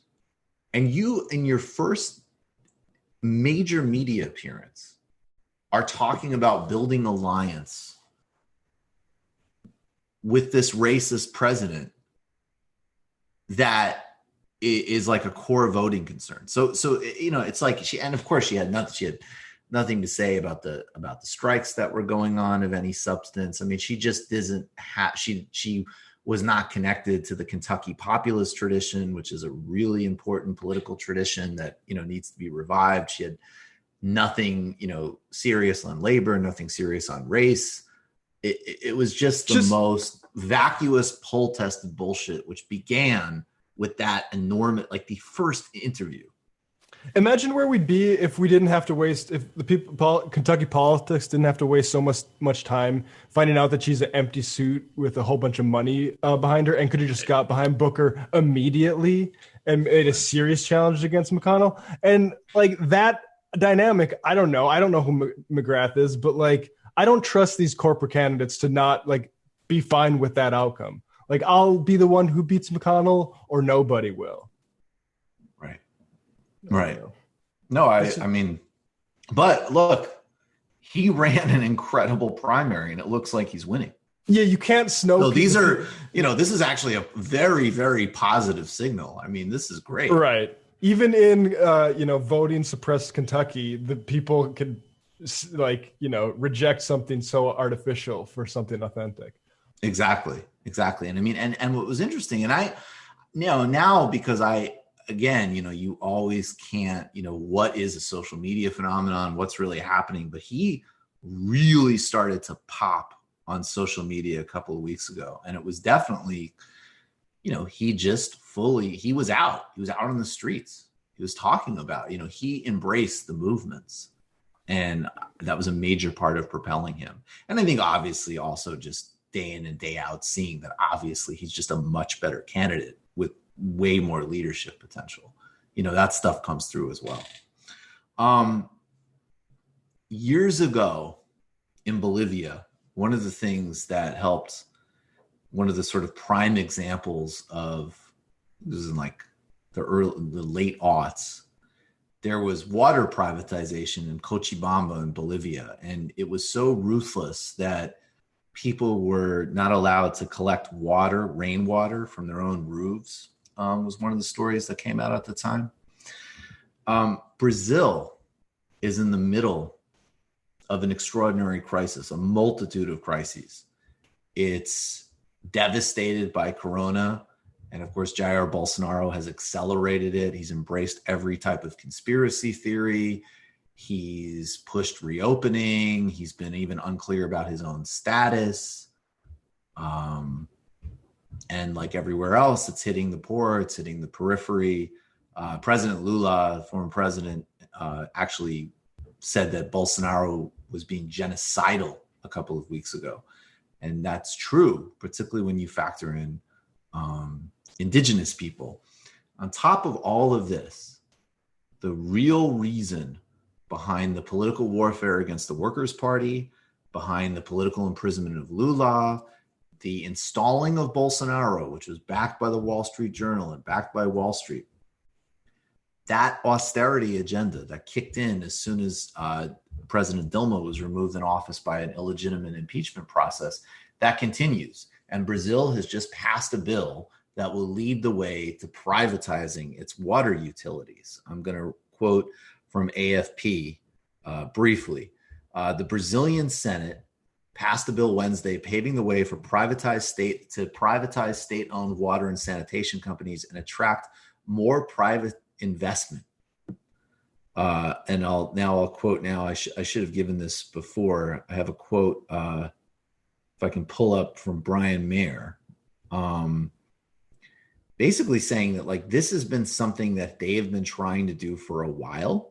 It was resisted by the Workers' Party, obviously.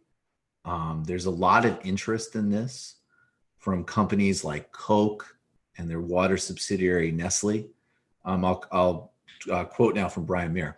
The Brazilian Senate passes a bill authorizing privatization of water, which the Lula administration blocked in the landmark Basic Sanitation Law, which in 2007, which expanded clean drinking water. Brazil has the world's largest freshwater supply, and multinationals like Coca-Cola have their eye on it. So very bad, folks. And again, it's also this is like the most raw and vicious type of corporate theft of the commons, and it's ongoing, and Brazil is a major target, and Coca-Cola has their eye on it. And everywhere that this has happened, this has seriously damaged public health. And also, I mean, could you imagine anything more dangerous globally as a principle, the idea that water isn't a common opens resource, but a privatized commodity? It's death. It's death. It's death. I mean, there's a guy, Achille Mbembe, who wrote an essay a couple years ago called The Age of Humanism is Ending. He wrote it in 2016. He's a Cameroonian philosopher. And, well, I'll just leave it at that. I'll suggest people read that essay. It's publicly available.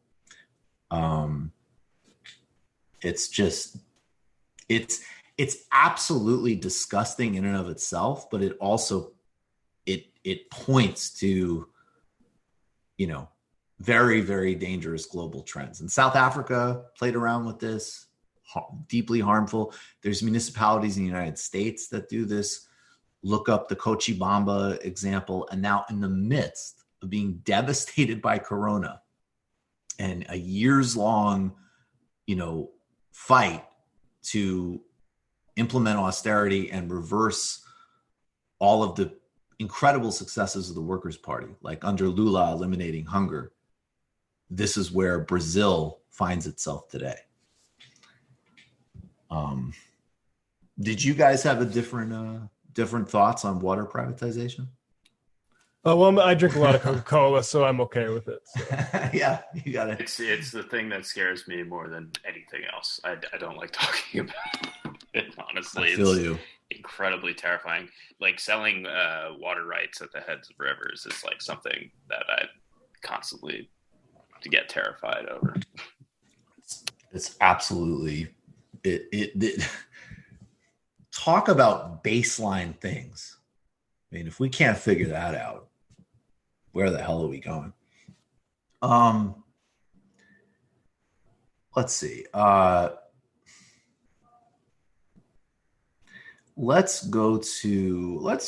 right. You know what? It's been intense. So let's have a little bit of fun. What is this Gorka thing? This is just a still image, but it's very funny. All right, let's do this. Gorka you saw Brendan Straka got kicked off a plane. Yeah, we played that. I think, didn't we actually cover that last week? Like you and I and Jamie and Brendan? Yeah, that might have been a Michael Day. So the Gorka apparently had a similar experience.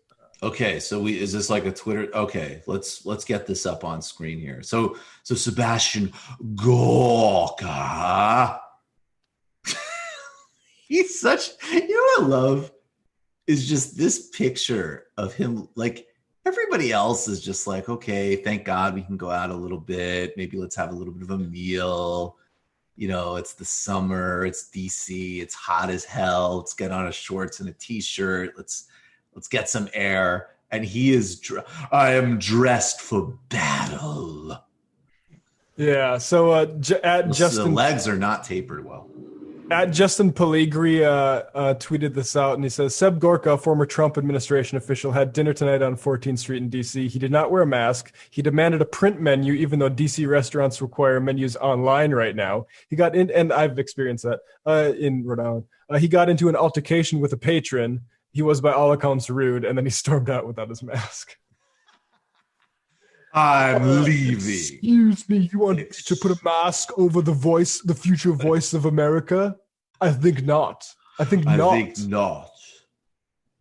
Dad knew a thing or two about authoritarianism, and he said being forced to wear a mask was the greatest threat to man. I bet you could put different types of insignia on a mask, and maybe Gorka might put it on. Right.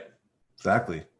There's a lot of different potentials for self-expression with a mask, asshole. Oh, a Vitesse round mask? Oh. Ooh. Now I will wear nothing but a mask for the rest of my mortal days. I'm going to be sipping the gazpacho through my Vinizzi Ren mask. I hope he gets coronavirus. I remember when I used to not say things like that so cavalierly, but I mean, we're so far gone. We're like, I think Gorka deserves it. It would be pretty funny, especially because he'd have to create some type of fake narrative, like it couldn't be Corona. You know what I mean? It's very different. It's very different. It's nothing more than a common. And his voice becomes going in and like poisoning everybody at the radio station. Oh man, if he lost his voice, he's done. If he lost his voice to coronavirus, it'd be like Greek drama. Yeah. The voice of America. Magic irony. The voice of America, silenced by the Wuhan. Wuhan 1, Gorka, voice of America 0.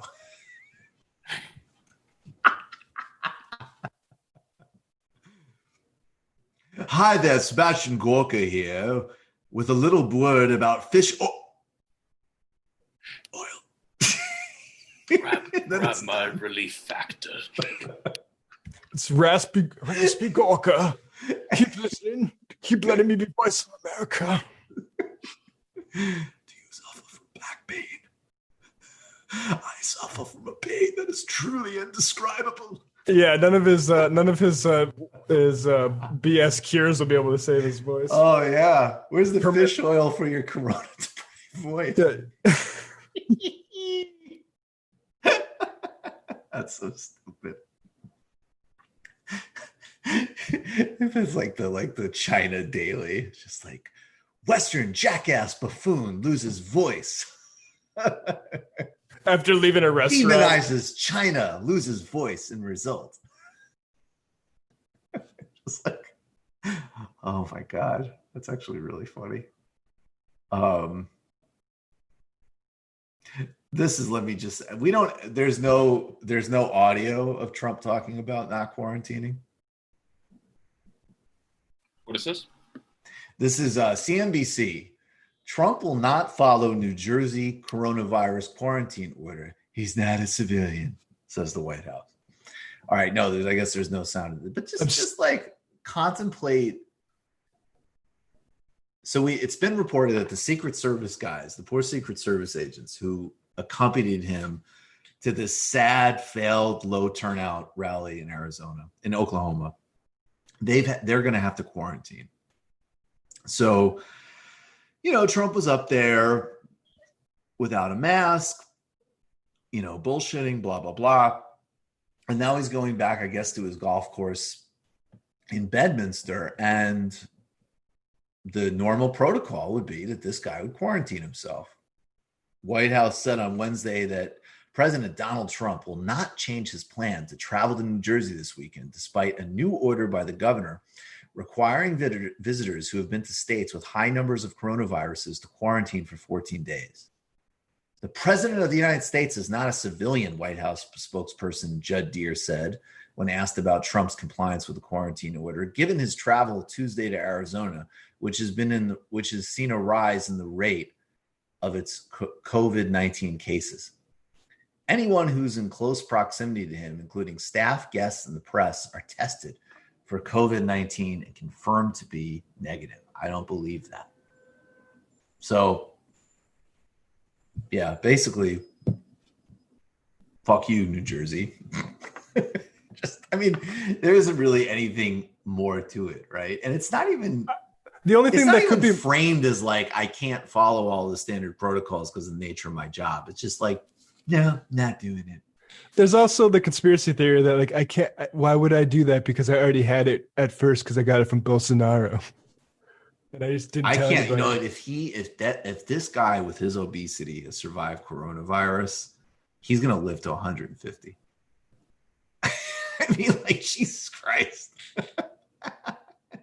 There's actually hydroxychloroquine in the mac sauce of Big Mac, so I'm good. Yeah. We discovered that if you don't take hydroxychloroquine in a fish fillet, then it is dangerous. But if the carrier for the medicine is fast food, then it works. Tucker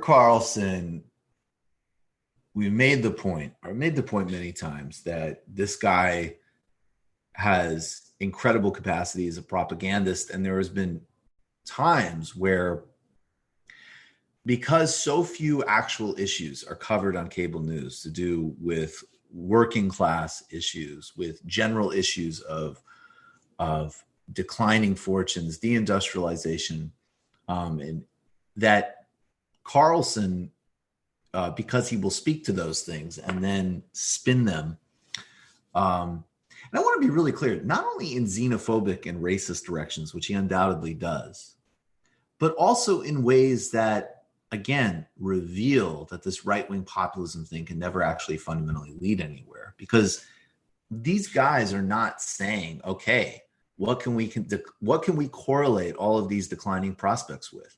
The destruction of the labor movement. What do we know historically is the main vehicle that, whether it's the New Deal or various advances globally in social democracy, what fundamentally is the agent of that? Organized labor is always there.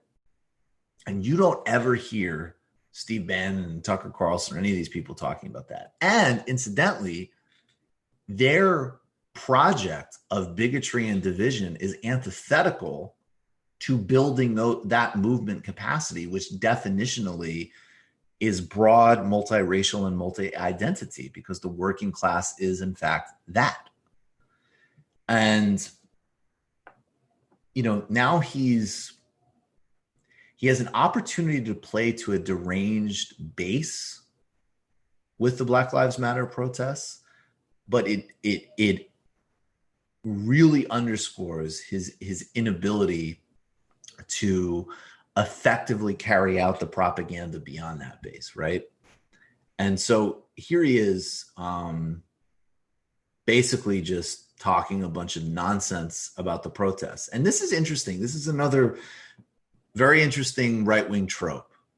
It's either, you know, they're at the gate, civilization is over, the protests are all-consuming and all-powerful and they're terrifying, or people risking their physical well-being to stop police murder and brutality, and maybe even in an incredibly positive way reimagine crime and punishment in this society, that are just morons, according to Tucker Carlson. Our country. At times it's been depressing, but it seems important. At this point, it's pretty clear that nothing is what we're told it is. These are not protests. This is not about George Floyd. It's not about systemic racism, whatever that is.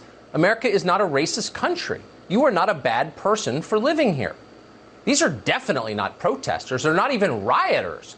They're the armed militia of the Democratic Party. They're working to overthrow our system of government. They're trying to put themselves in power. That's all obvious now. It's genuinely sinister. We're worried about it. We've said that. We mean it. But in the process of saying that, we may have missed something else that is also true, as well as highly amusing. These people are idiots. For real. The angry children you watch set fire to Wendy's and topple statues and scream at you on television day after day are truly and utterly stupid. There's probably never been a dumber group gathered in one place in all of American history. They're mouth breathers. They know nothing. They couldn't tell you who George Washington was. They don't know when the Civil War was fought. Probably not even to the century. So I could think of a group of guys who went to the Michigan State House with machine guns and had, Nazi paraphernalia in some cases, and had a massive fucking tantrum because there was an attempt to stop the spread of a pandemic, a once 100-year pandemic. I can think of that. And This is something, though. There's a lesson here too for social media. You can find examples, and some of them I think are just 100% fake and staged, and some of them, anytime there's mass groups of people, you can find stupid nonsense, and there is absolutely stupid nonsense at these protests, and that's all they're going to ride off of. But the main fundamental things, he's completely the demands are absolutely clear. The demands are totally antithetical to the mainstream leadership of the Democratic Party, which will try to cynically twist them. Joe Biden's prime response to this so far has actually literally been, we're going to increase investments in police departments for safety and other upgrades. People are out on the streets talking about defund, talking about abolishing, talking about various deep structural changes, and also really concretely redistributive measures in municipalities. And I will tell you that knocking down the statues of Confederates and other, if you want to use the parlance of an idiot like Tucker Carlson, let's say anti-American terrorists, absolutely show a knowledge base in U.S. history. Yeah, I can assure you of that. Why else would somebody have a fixation? If you didn't know, then you wouldn't know. Tucker knows who the idiots are, and it's the people who are seeing this on their TV. They're yelling at you on your TV, right? Like, he knows that they're insulated from all this stuff, and he's just going to keep appealing to that. But the amazing thing is, it shows a side of weakness that he has to poison the well so thoroughly like this. Like, not only are they extremely dangerous, but they are stupid, and don't look for anything in the content of what they're saying, because you'll be wasting your time.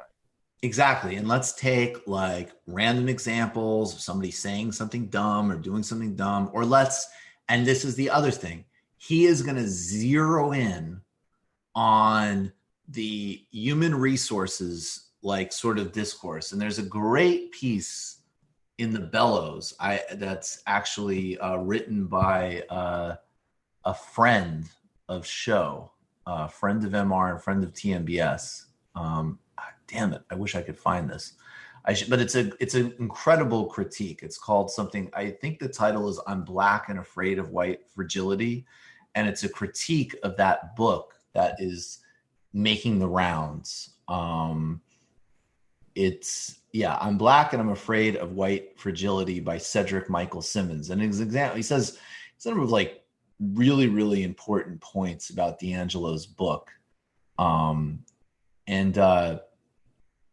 including anti-essentialism points, also really measuring the effectiveness of let's scroll down a little bit though. There was something I wanted to quote in it. Down further. Sorry, I should have thought of this before. Down further. But let's see. Right fragility reinforces the belief the responsibility for racism lies with individual worker attitudes, an invisible phenomenon. But then it goes on to explain. He goes on to explain basically, if I was an employer, I would love nothing more than basically to have a conversation that's purely about the personal attitudes of my employees and not our hiring practices, where we stand in society, how we distribute resources, and who sits basically at the top of the power structure. And so there's this really brilliant and really important critique, and Cedric Johnson's making it, and others who are really serious about actually tackling racism and policing and all the redistributive questions that surround that. And so what Tucker does is he takes these random things that are going to get amplified in corporate America and in mass culture because they don't go and look, some of them are necessary and some of them are positive, but they are not systemic, and they are certainly not responding to demands you hear on the street. And he's going to just say okay, that's just all the same thing, right? Some book that is written for corporate training seminars that has nothing to do with urgent systemic demands about police now and prison now. That's what this is all about. And he is a master of cynically taking one type of buzzword, misapplying it to huge movements, and then demonizing and distorting them from there. But I agree with you, Matt. I think this is weakness. I think that there have been other times where he has been able to catch like a trend of, say, like American dissatisfaction with corporate power, inequality, whatever, or disgust with elites, all real, organic, and broadly distributed things, and then twist it to his bigoted agenda. This one, I mean, partially, obviously, because definitionally he has to, because of where he is, he has to deny the reality and the validity of what people are demonstrating against. That's number one. So he doesn't have the same room to maneuver. So he's kind of just reduced. I mean, he is just another Fox News host, but he's usually putting something different on the table, which is why he's more interesting and more dangerous and takes more to figure out. But he's just, I mean, it's all just basically the same bullshit with this. It didn't even seem like he was writing this one. No. Like, it seemed like this was a staffer written one. Like, yeah, there's dummies. I don't know. It seemed it was very pathetic, really. Totally. It's pathetic. And it's like, and it has nothing to do with, and also that's why it has nothing to do with like, you're a good person or a bad person. Like, what are you talking about? Like, this is about, and then to just go and say like, I mean, people are calling for the tearing down of Confederate war generals and other great criminals in U.S. history. I could assure you they know who George Washington is. Like, if you know the specificity of some because I hear about statues getting torn down. I had no idea who this or that Confederate general was. It's how I learn about a lot of the history, actually. Yeah, exactly. So it's like, the only reason, I guess I'm a moron, because the only reason that I know about a lot of these obscure, disgusting figures that are honored, by the way, that we should always mention this, not even in a place of continuity. Like, even if that argument is stupid in and of itself, but these were not monuments that were built during the time. These weren't like, oh, we just fought a war and let's get those monuments up. This is part of the construction of the Jim Crow South to create imagined past and justify an apartheid system. It's a modern creation. There isn't any actual historical groundedness to it one way or another. These guys are so disgusting because they'll move in between like, oh, why should you take down someone who owned slaves and someone who fought to preserve the antebellum system, and then in the next breath it's like, oh well, you keep open concentration camps to remember the history. Well, it's funny. It's funny. Like, also the another sign of weakness is the rhetorical move they make, where they always make this about people like Washington or Lincoln, right? Not just glossing over the fact that we have all these Confederate statues still up. But they make it about Lincoln, and then you actually look at the Lincoln statue, for instance, that's being protested, and it's like Lincoln with like a slave at his feet, like rising up, and he's like benevolently like guiding him on his like rise to like full civilization. Like, yes, that shit should be torn down. Let's replace it with a good one of like abolitionists or something. Like, and of course we could keep and honor Lincoln. Like, I'm sorry, like, I do. Look, I agree with the complexity. Like, I'm sorry. Like, look, like, no, you can't. Not everything is going to be filtered through 2020 standard. And I thought the one around Grant actually opened up like a very serious and interesting debate. And I don't, I always am going to shy away from the sort of like one-dimensional, but like, that's exactly the point that you just said there too. It's like, it's not Lincoln. It's the fact that there is a supplicant slave at his feet. It's not Lincoln and Frederick Douglass standing side by side. It's not a representation of that. Conversing as equals. It's not a representation of that. It's thank you so much. I mean, it's disgusting. But it's not the Lincolnness that makes it disgusting. It's the supplicantness. It's the beneficence that makes it absolutely disgusting. And that takes, by the way, some intelligence and historical insight to parse. I hate to say it, Tucker. Let's do one more. Don't they know that George Washington was the guy who didn't chop down the cherry tree? Now they want to chop down cherry trees. They want to chop down cherry trees. This is another interesting Tucker Carlson. Tucker Carlson, it's very, the beginning of Corona, you definitely had people from right-wing outlets who took it really seriously. And they took it seriously because they wanted to use it in an ongoing propaganda war against China. So if you were listening to Steve Bannon's podcast in January, you would have heard more about Corona than many other outlets. And it was inseparable from this drumbeat of trying to aggressively start, absolutely in that sense, a Cold War with China, potentially even worse. And so the story was that Tucker Carlson went to Mar-a-Lago. He convinced Trump that this was real and action needed to be taken.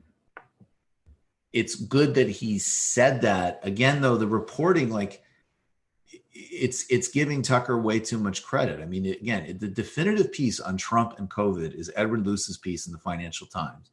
And there were multiple people around him who expressed concern and alarm about this.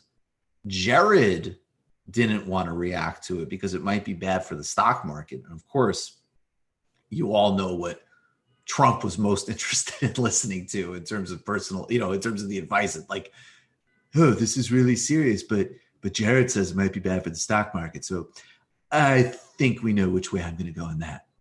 And it wasn't until, basically it became something that he perceived as a political threat, right? Now, Tucker ends up changing his tune on that relatively quickly. And so even as Sean Hannity is covering his ass and being ooh, maybe I shouldn't have called it a flu, Tucker ends up going along. In fact, the interview months ago with the Texas lieutenant governor suggesting that older people should sacrifice their lives so the economy can keep going. That was done on Tucker's show. So here he is saying that the lockdowns were proved unnecessary, and government officials, I wonder who they are, because that's more demonization of Fauci, would be my guess, were lying to us. But we do think it's worth, for a minute, taking a pause to assess whether or not they were in fact lying to us about the coronavirus and our response to it. And the short answer is this: yes, they were definitely lying. As a matter of public health, we can say conclusively the lockdowns were not necessary. In fact, we can prove that. And here's the most powerful evidence. States that never locked down at all, states where people were allowed to live like Americans and not cower indoors alone, in the end turned out no worse than states that had mandatory quarantines, the state you probably live in. The state I don't even understand. I don't understand what he's pointing to here. New York had the worst of it out of the gate. And there's no doubt, obviously, that it's a global city. It's a global city. People live in much closer quarters to each other. So that's going to be at a heightened risk. In fact, the only thing per capita that is higher than New York City that you're more likely to get COVID in, and Donald Trump has helped this greatly by protecting his friends in the ag industry, is if there's a meat packing plant. Those are huge vectors for COVID because of how unsanitary and disgusting those plants are and how abused those workers are. And the CEO of one of the conglomerates said that social distancing is for people that work with computers. I just put Arizona, Texas, and Florida are skyrocketing right now. Yeah, and they're going to surpass New York without any sort of mitigation coming from their government leadership in each state. Right. And this was just 2 weeks ago that he said this. So, oh, he said this 2 weeks ago. Okay. Yeah, June 10th. Okay, yeah. So, whoops. And this doesn't even, go back to the Columbia study that suggested, I think, about 30,000 lives could have been saved. I think it was as much as 30,000 if the shutdown had gone into place a week earlier. Which, like, it could have, because I was aware that we should probably be. I remember I tweeted Instagram some to say go the fucking side like a week before de Blasio was taking it seriously. Like this, and I'm not saying this like as I was a genius. I knew about as much as the average listener of this show did, right? Like this was out there in, like, people were aware of this stuff. Matt, you're a genius. Don't deny it. Just own it. By the way, Matt is, can you explain, I realize, why don't you have video on? It's an internet connection thing? Yeah, internet thing. And Brendan doesn't have video on because Brendan just is likes the kind of like consigliere role. Sam had me put it on the other day, briefly. I'm sure it was well received. I think so. I hope so. It crushed my confidence if it didn't. I think we lost about 200 viewers just. That's so mean.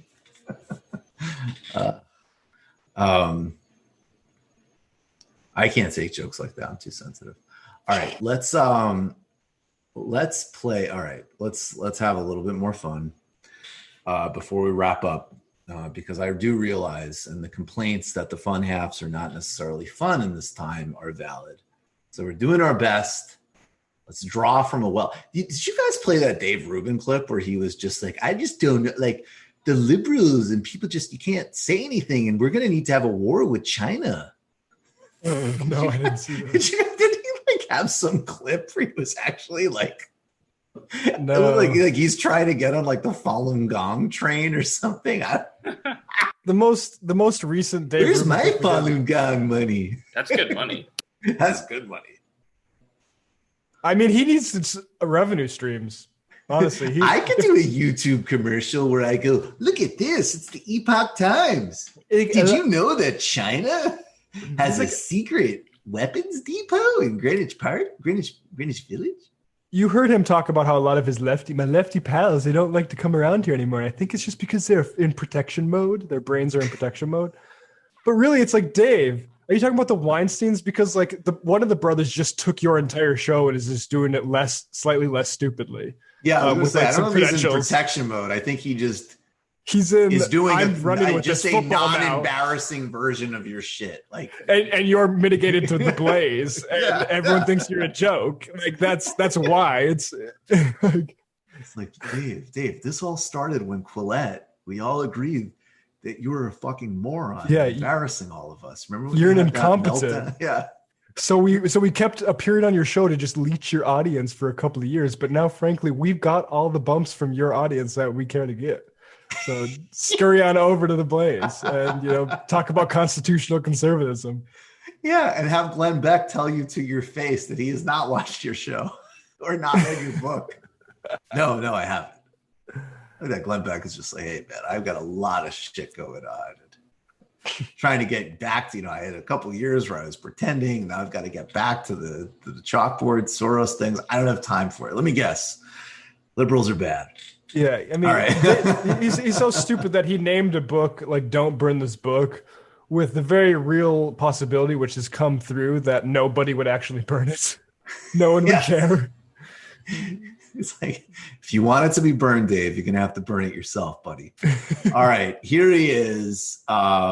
And this is poignant because this goes back to that very awkward exchange where, Ben Shapiro basically looked him in his face, and it's just so bizarre because I've been on this sort of like drumbeat of like, you just can't, like, as an overall political project, you have to allow people their own sort of beliefs about things, right? Outside of how they actually vote and participate. But Ben Shapiro is not only telling him interpersonally as a friend that he doesn't approve of it, right? Which you could say, okay, I guess it's weird to have that conversation publicly, but you could handle that in the private sphere. Ben Shapiro is an active public advocate for gay people being second-class citizens. Like, he does not accept legal equity. And so Dave, Dave was obviously hurt by it. The fact that Ben would not go to Dave's wedding anniversary, and I guess it's still on his mind. we're friends, but he has a religious belief around gay marriage, and he wouldn't bake me a gay wedding cake, and that's okay. And I don't want Ben's kosher cake. Okay, it's completely fine with me.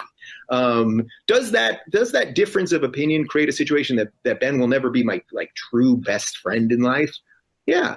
But can we be friends? Can we respect each other mutually? Can we agree to disagree? I've said this before, but I do believe that over the course of time, 50 years from now, if we're able to maintain that conversation, I believe that probably at 80-something years old, Ben will go, Dave, you were married to your husband for 50 some odd years, and you guys turned out to be pretty decent. I think maybe I was wrong on that. I suspect that's the way this thing would go. Maybe I'm wrong, maybe not. Only one way to find out, and that's through a little tolerance, right? You're wrong. Actually, I can assure you, you're definitely wrong. That won't be happening. That won't be happening.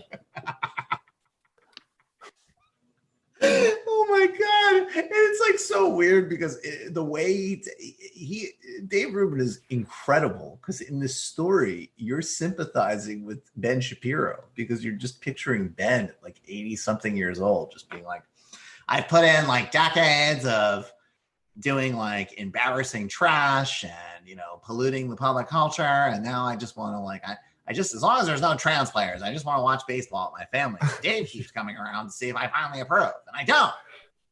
It's so pathetic because I think Dave Rubin actually thinks he's going to be talking with Ben Shapiro when they're both 70 and 80s. And I don't think Ben Shapiro ever thinks about that. Dave Rubin. Yeah. I could actually see a trajectory where we're not talking in 5 years. I don't know if it's just this Dave's Clips guy that we're pulling clips from, but a lot of it seems to track with Rubin's loss of friendship and personal relationships. Oh, we're just very cataloging. Sad. Yeah, we're cataloging he's well past his prime. We're just cataloging the downfall. Yeah. The decay. It's very sad. Sad is the only word. All right, folks. That's going to do it for us today. Sam, of course, will be back tomorrow. We will be back next week. Thank you, Matt. Thank you, Brendan. Please stay up on the case that Murtaza is writing about. We really need to be there for those two. Make sure they're not railroaded. All right. Thanks, everybody. Thanks, guys. It might take all the strength I got to get to where I want, but I know